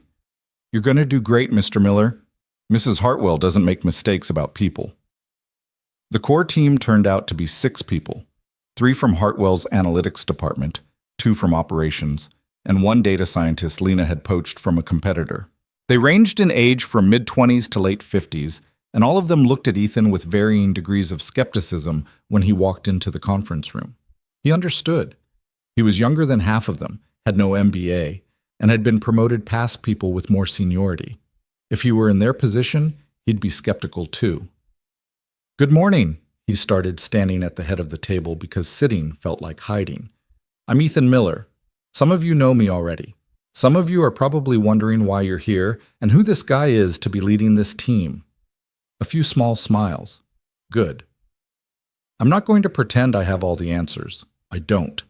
What I have is a vision for how we can integrate 2 massive supply chain networks in a way that makes both stronger. But vision without execution is just daydreaming. And execution requires a team of people smarter than me in their specific areas, willing to challenge my assumptions and tell me when I'm wrong. He pulled up the first slide, not the polished board presentation, but something simpler, a problem statement. We have 6 months to prove this works. 6 months to show the board that AI-driven predictive logistics isn't just buzzwords and wishful thinking. 6 months to build something that could change how our entire industry operates. He looked at each person in turn. I can't do that alone. But if you're willing to take this leap with me, if you're willing to work harder than you've probably ever worked and push boundaries and try things that might fail, then we can build something extraordinary. Sarah Chen, the data scientist, spoke up first. What's your background in AI implementation? Limited hands-on, extensive theoretical, which is why you're here. Your work on neural network optimization at your previous company was groundbreaking. I need that expertise. And if I disagree with your approach, then you tell me and we figure out the right approach together. I'm not looking for yes men. I'm looking for people who care enough to fight for the best solution.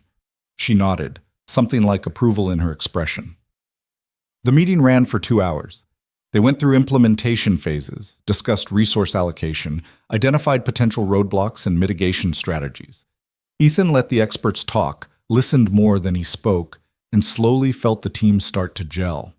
When they finally broke for lunch, David Martinez, one of the operations specialists, pulled him aside. I wasn't sure about this, David admitted.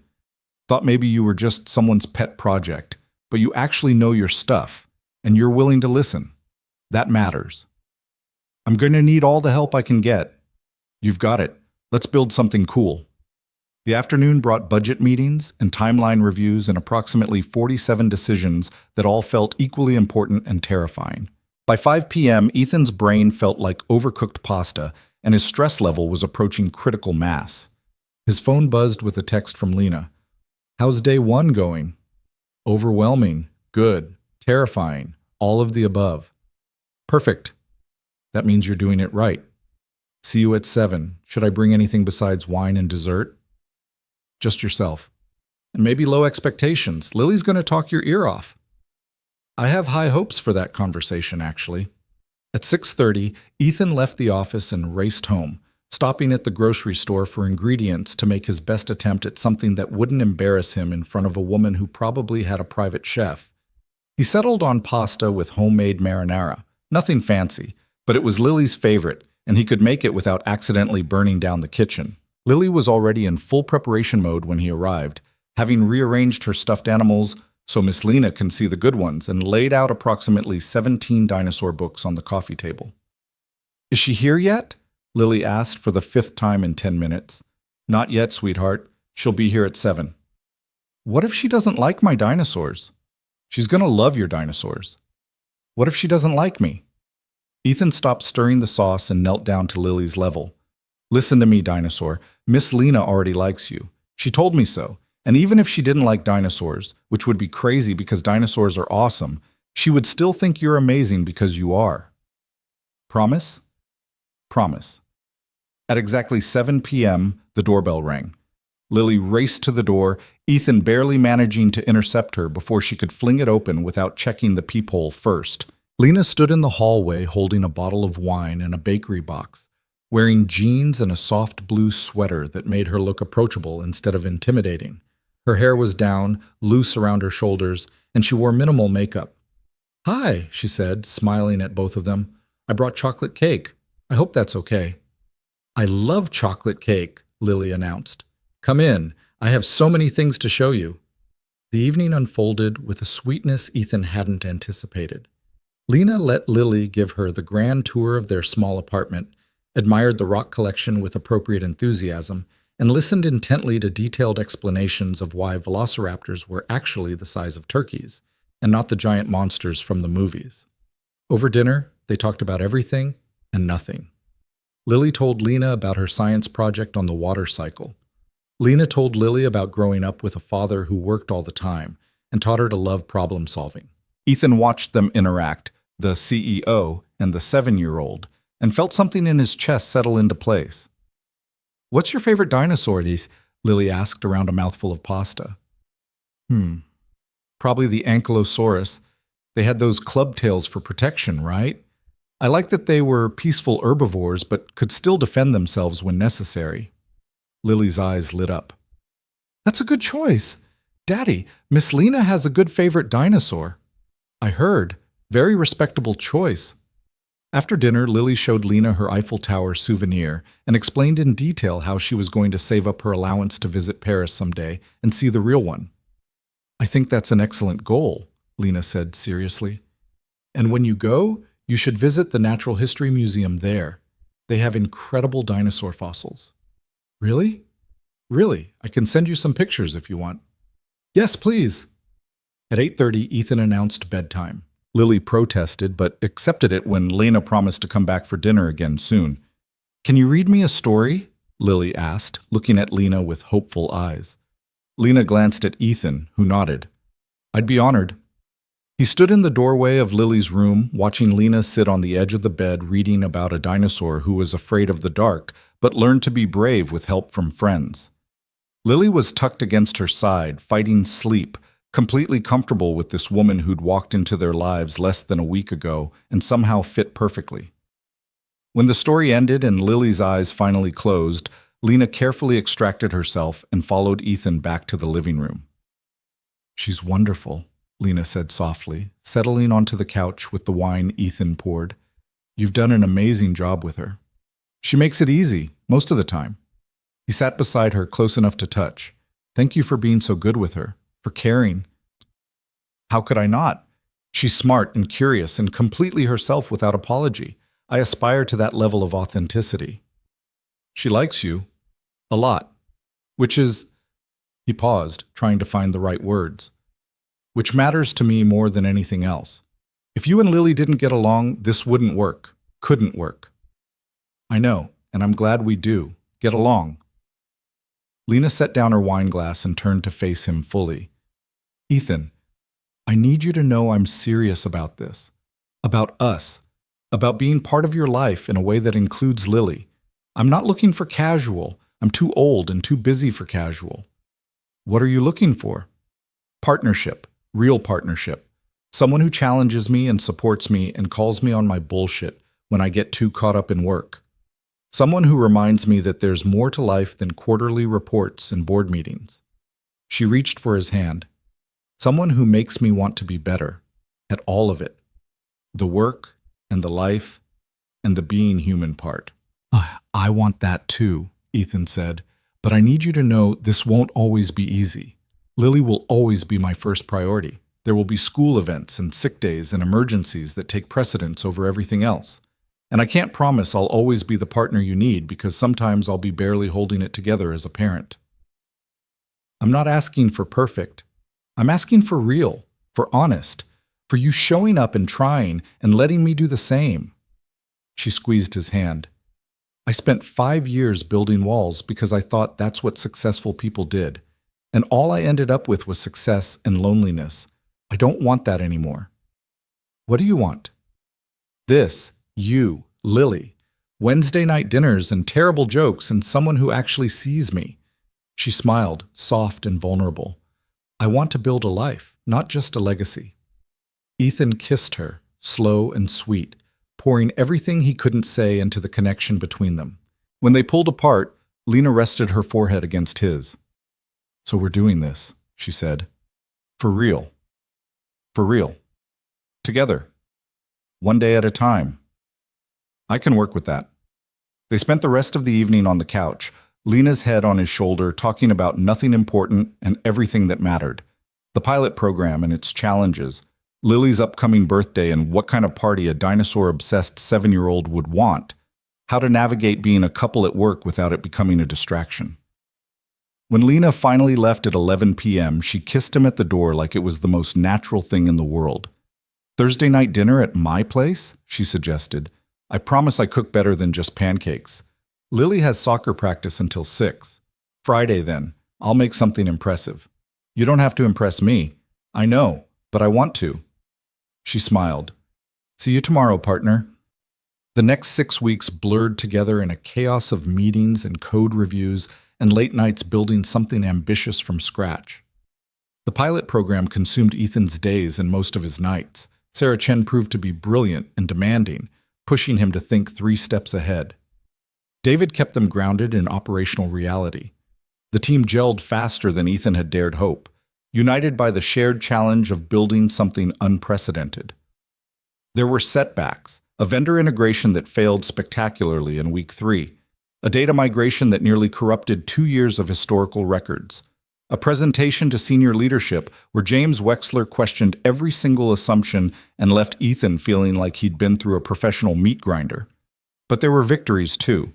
The first successful AI prediction of a supply chain disruption 2 days before it would have cost them hundreds of thousands. The moment when the Trimark team and Hartwell team stopped operating as separate entities and started functioning as one unit. The day Patricia Valdez visited and called the preliminary results exceeding expectations.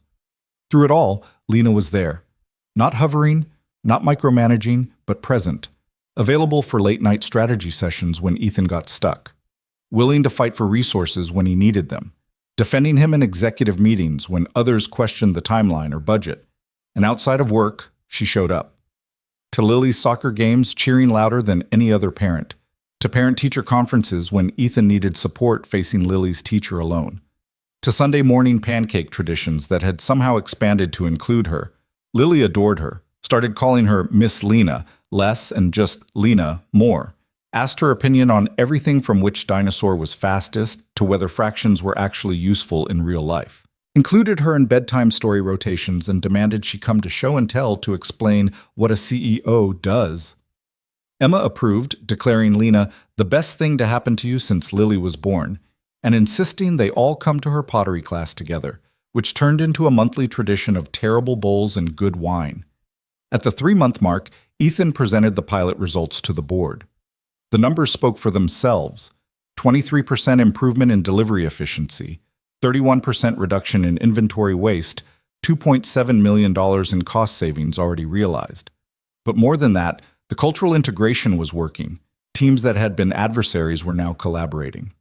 Innovation was happening at every level. The board approved full implementation with a standing ovation. That night, Lena and Ethan celebrated at the small Italian restaurant where they'd had their first real date, the one after Paris. After they'd decided this was real. You did it, she said, raising her wine glass. You actually did it. We did it. This was never just me. It started with you, your vision, your courage to believe it was possible. She reached across the table for his hand. I'm so proud of you, Ethan, of everything you've built. I couldn't have done any of it without you believing in me first. Yes, you could have. You just would have taken longer to believe in yourself. She paused, something shifting in her expression. I have something for you. She pulled out a small box, jewelry-sized, wrapped simply. Ethan's heart kicked up. Lena, open it. It's not what you're thinking. Inside was a key, sleek, modern, with a tag that had an address in the city's nicest neighborhood. I bought a house, Lena said, her voice steady but her eyes uncertain. 3 bedrooms, huge backyard, excellent school district. It's 15 minutes from your apartment, 20 from the office. Close to Lily's current school so she wouldn't have to switch. Ethan stared at the key, his brain struggling to process. I'm not asking you to move in, Lena continued quickly. Not yet, not until you're ready, but I wanted you to know that I'm thinking long term, that I'm building a life that has room for both of you, that this isn't temporary for me. You bought a house with a room that would be perfect for a dinosaur-obsessed 7-year-old and a backyard where she could dig for fossils. Lena's smile was nervous, and an office for you to work from home when you need to, and a kitchen big enough for Sunday pancake traditions. Lena, I love you, she said, the words coming out in a rush. I'm in love with you, with your brilliant mind and your terrible jokes and the way you love your daughter so fiercely, with how you see the best in people and push them to be better, with how you made me remember what matters. She took a shaky breath. I know it's fast. I know we've only been together for a few months, but I've never been more certain of anything. And I wanted you to know that when you're ready, if you're ready, there's a place for you, for both of you, in my life and my home and my future. Ethan's eyes were burning. He set down the key carefully and took both her hands in his. I love you too, he said, his voice rough with emotion. I think I started falling for you the moment you stood in my kitchen looking completely at home in my old t-shirt. And every day since then you've given me more reasons. The way you listen to Lily's dinosaur facts like they're the most important thing in the world. The way you push me to be better without making me feel insufficient. The way you're building a life big enough for all of us. Yeah? Yeah. He squeezed her hands. I'm not ready to move in yet.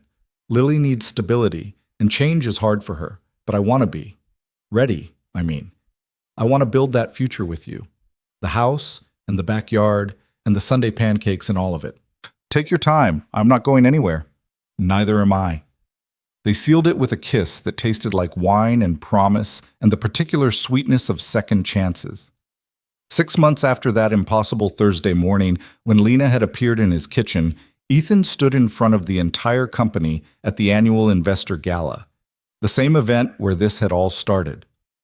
The same ballroom, the same chandelier light, but everything else transformed.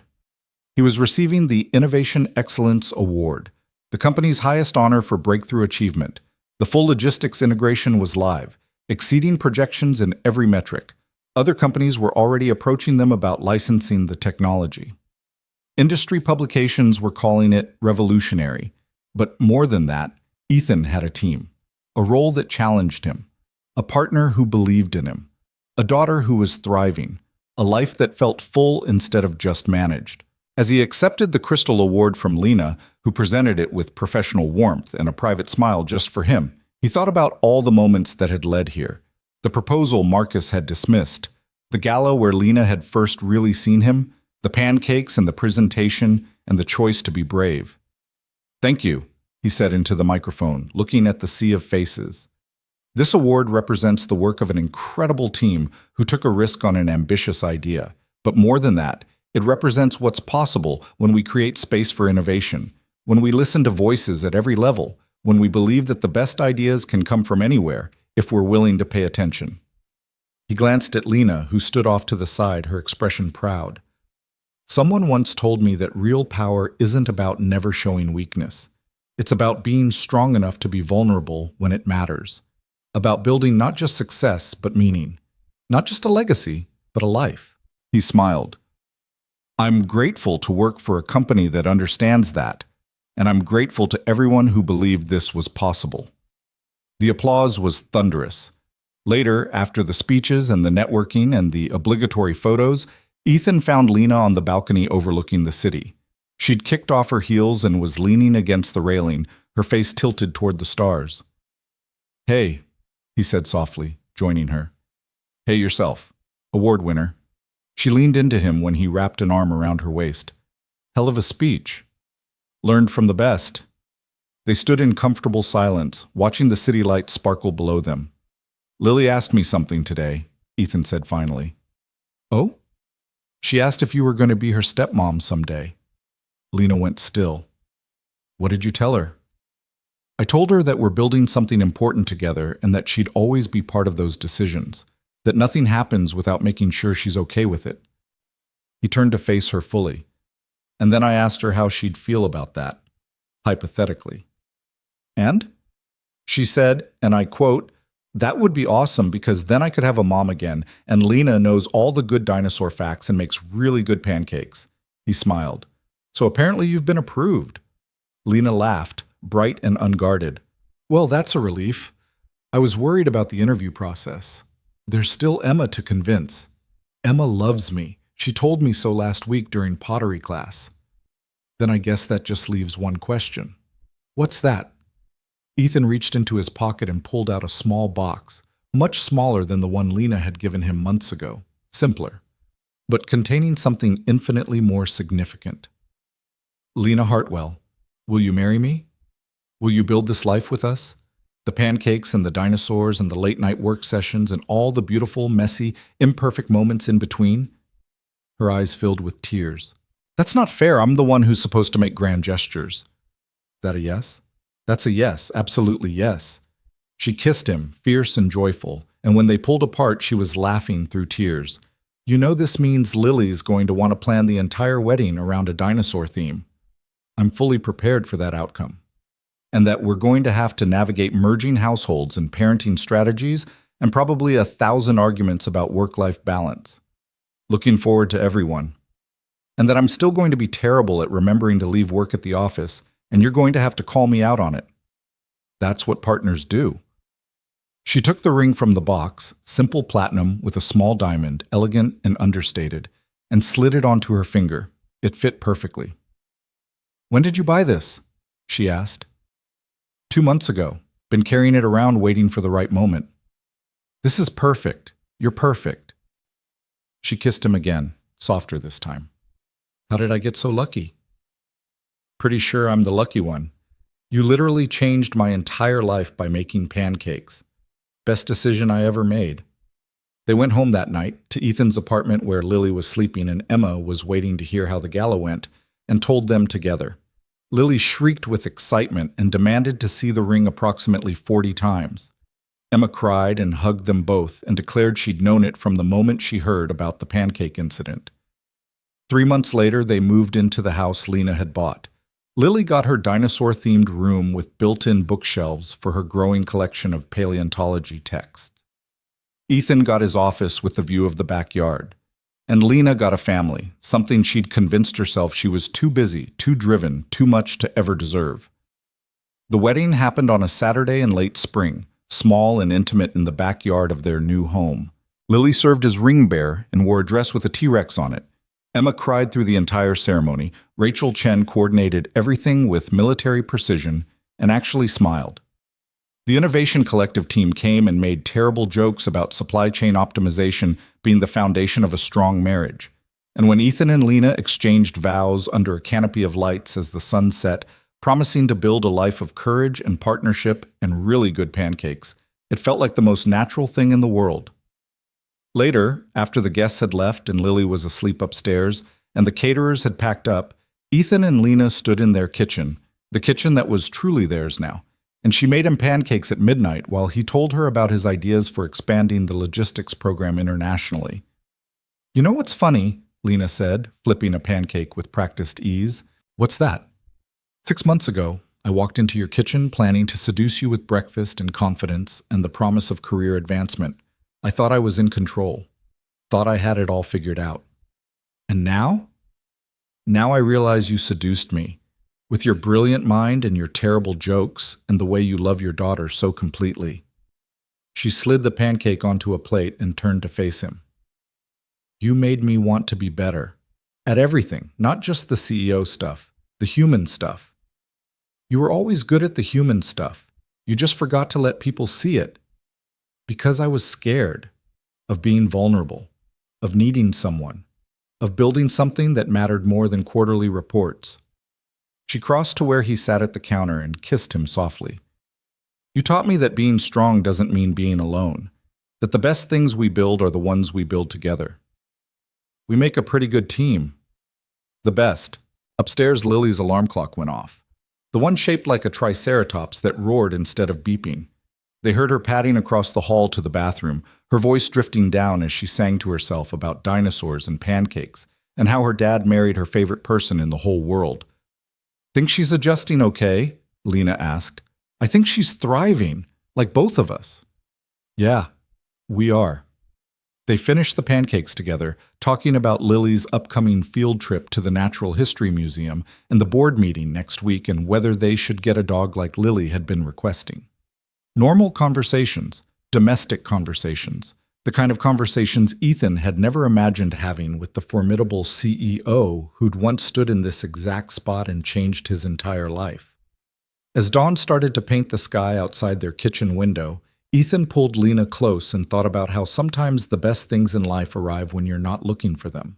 How courage isn't the absence of fear but the decision to try anyway. How family isn't just biology, but the people who show up and stay and choose you every single day. I love you, he said simply. I love you too, forever. That's a long time. Not long enough. Outside, the city was waking up. People starting their days, rushing to work, managing their careful routines and predictable lives. But inside this kitchen, in this house, with this family they'd built from courage and pancakes and impossible mornings, Ethan and Lena had found something better than predictable. They'd found extraordinary. And it had all started with a woman in an old t-shirt, a stack of pancakes, and the audacity to believe that sometimes the most terrifying leaps lead to the softest landings. The end was really just the beginning, and it was perfect.